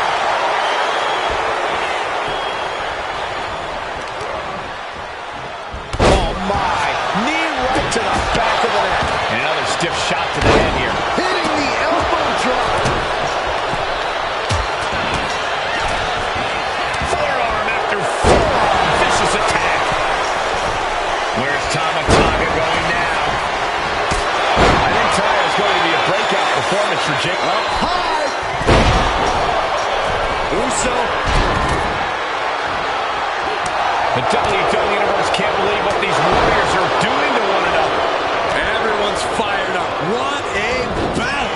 Had it scouted. Now can capitalize. Super kick. Jimmy's held close. DDT delivered. Does Jimmy have any fight left? We've got a numbers advantage incoming as the countdown is about to run out. Oh, from the rope.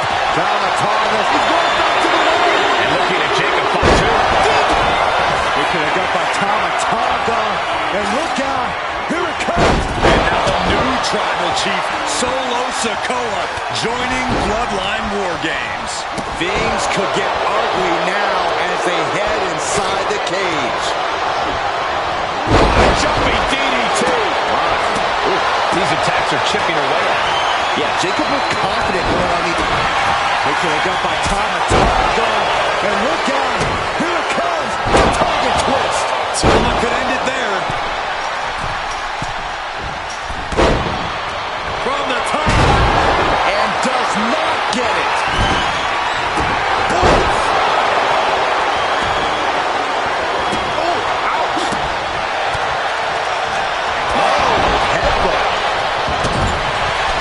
These superstars are toiling away endlessly, and this crowd is on their feet in full appreciation. An incredible sight to see. Incoming! The target's been acquired once more. Oh, what a DDT. Jacob about to end this fight. Pull the hair into a mat slam. The timer is running out, and this next competitor will equalize things inside the cage. Boom! What a forearm! There's some power behind that punch. And the tribal chief is now entering Bloodline War Games. That's using your head.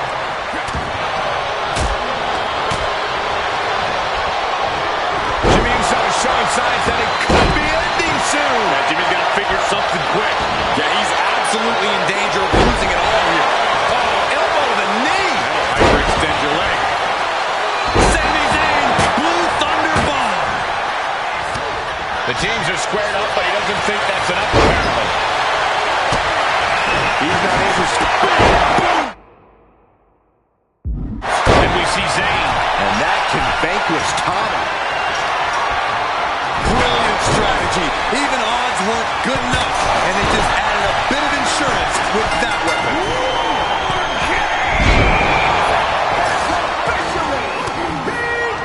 The cage is locked for the last time as War Games officially begins. Each of these teams calculating what their fastest way to victory is now. And with every additional hit to the head, you wonder if he should stay in this fight. That's up to him and the referee. But I agree, this is concerning. Send him clear into the other ring. Over and over. So much a grip. Tonga execute. Look out!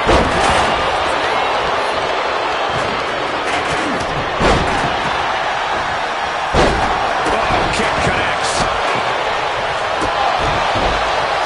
He's looking for yet another exclamation. Boom! Deep top rope. And now Jimmy Uso. Will Jimmy seal this up? Is that all she wrote for Tonga Loa?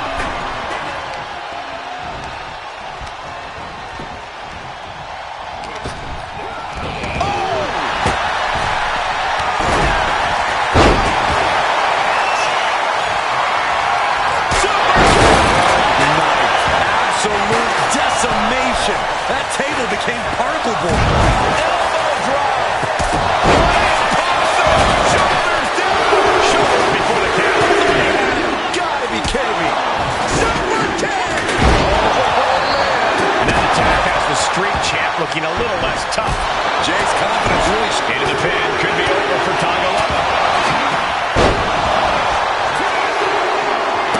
And Team Roman wins War Games. The new bloodline has fallen.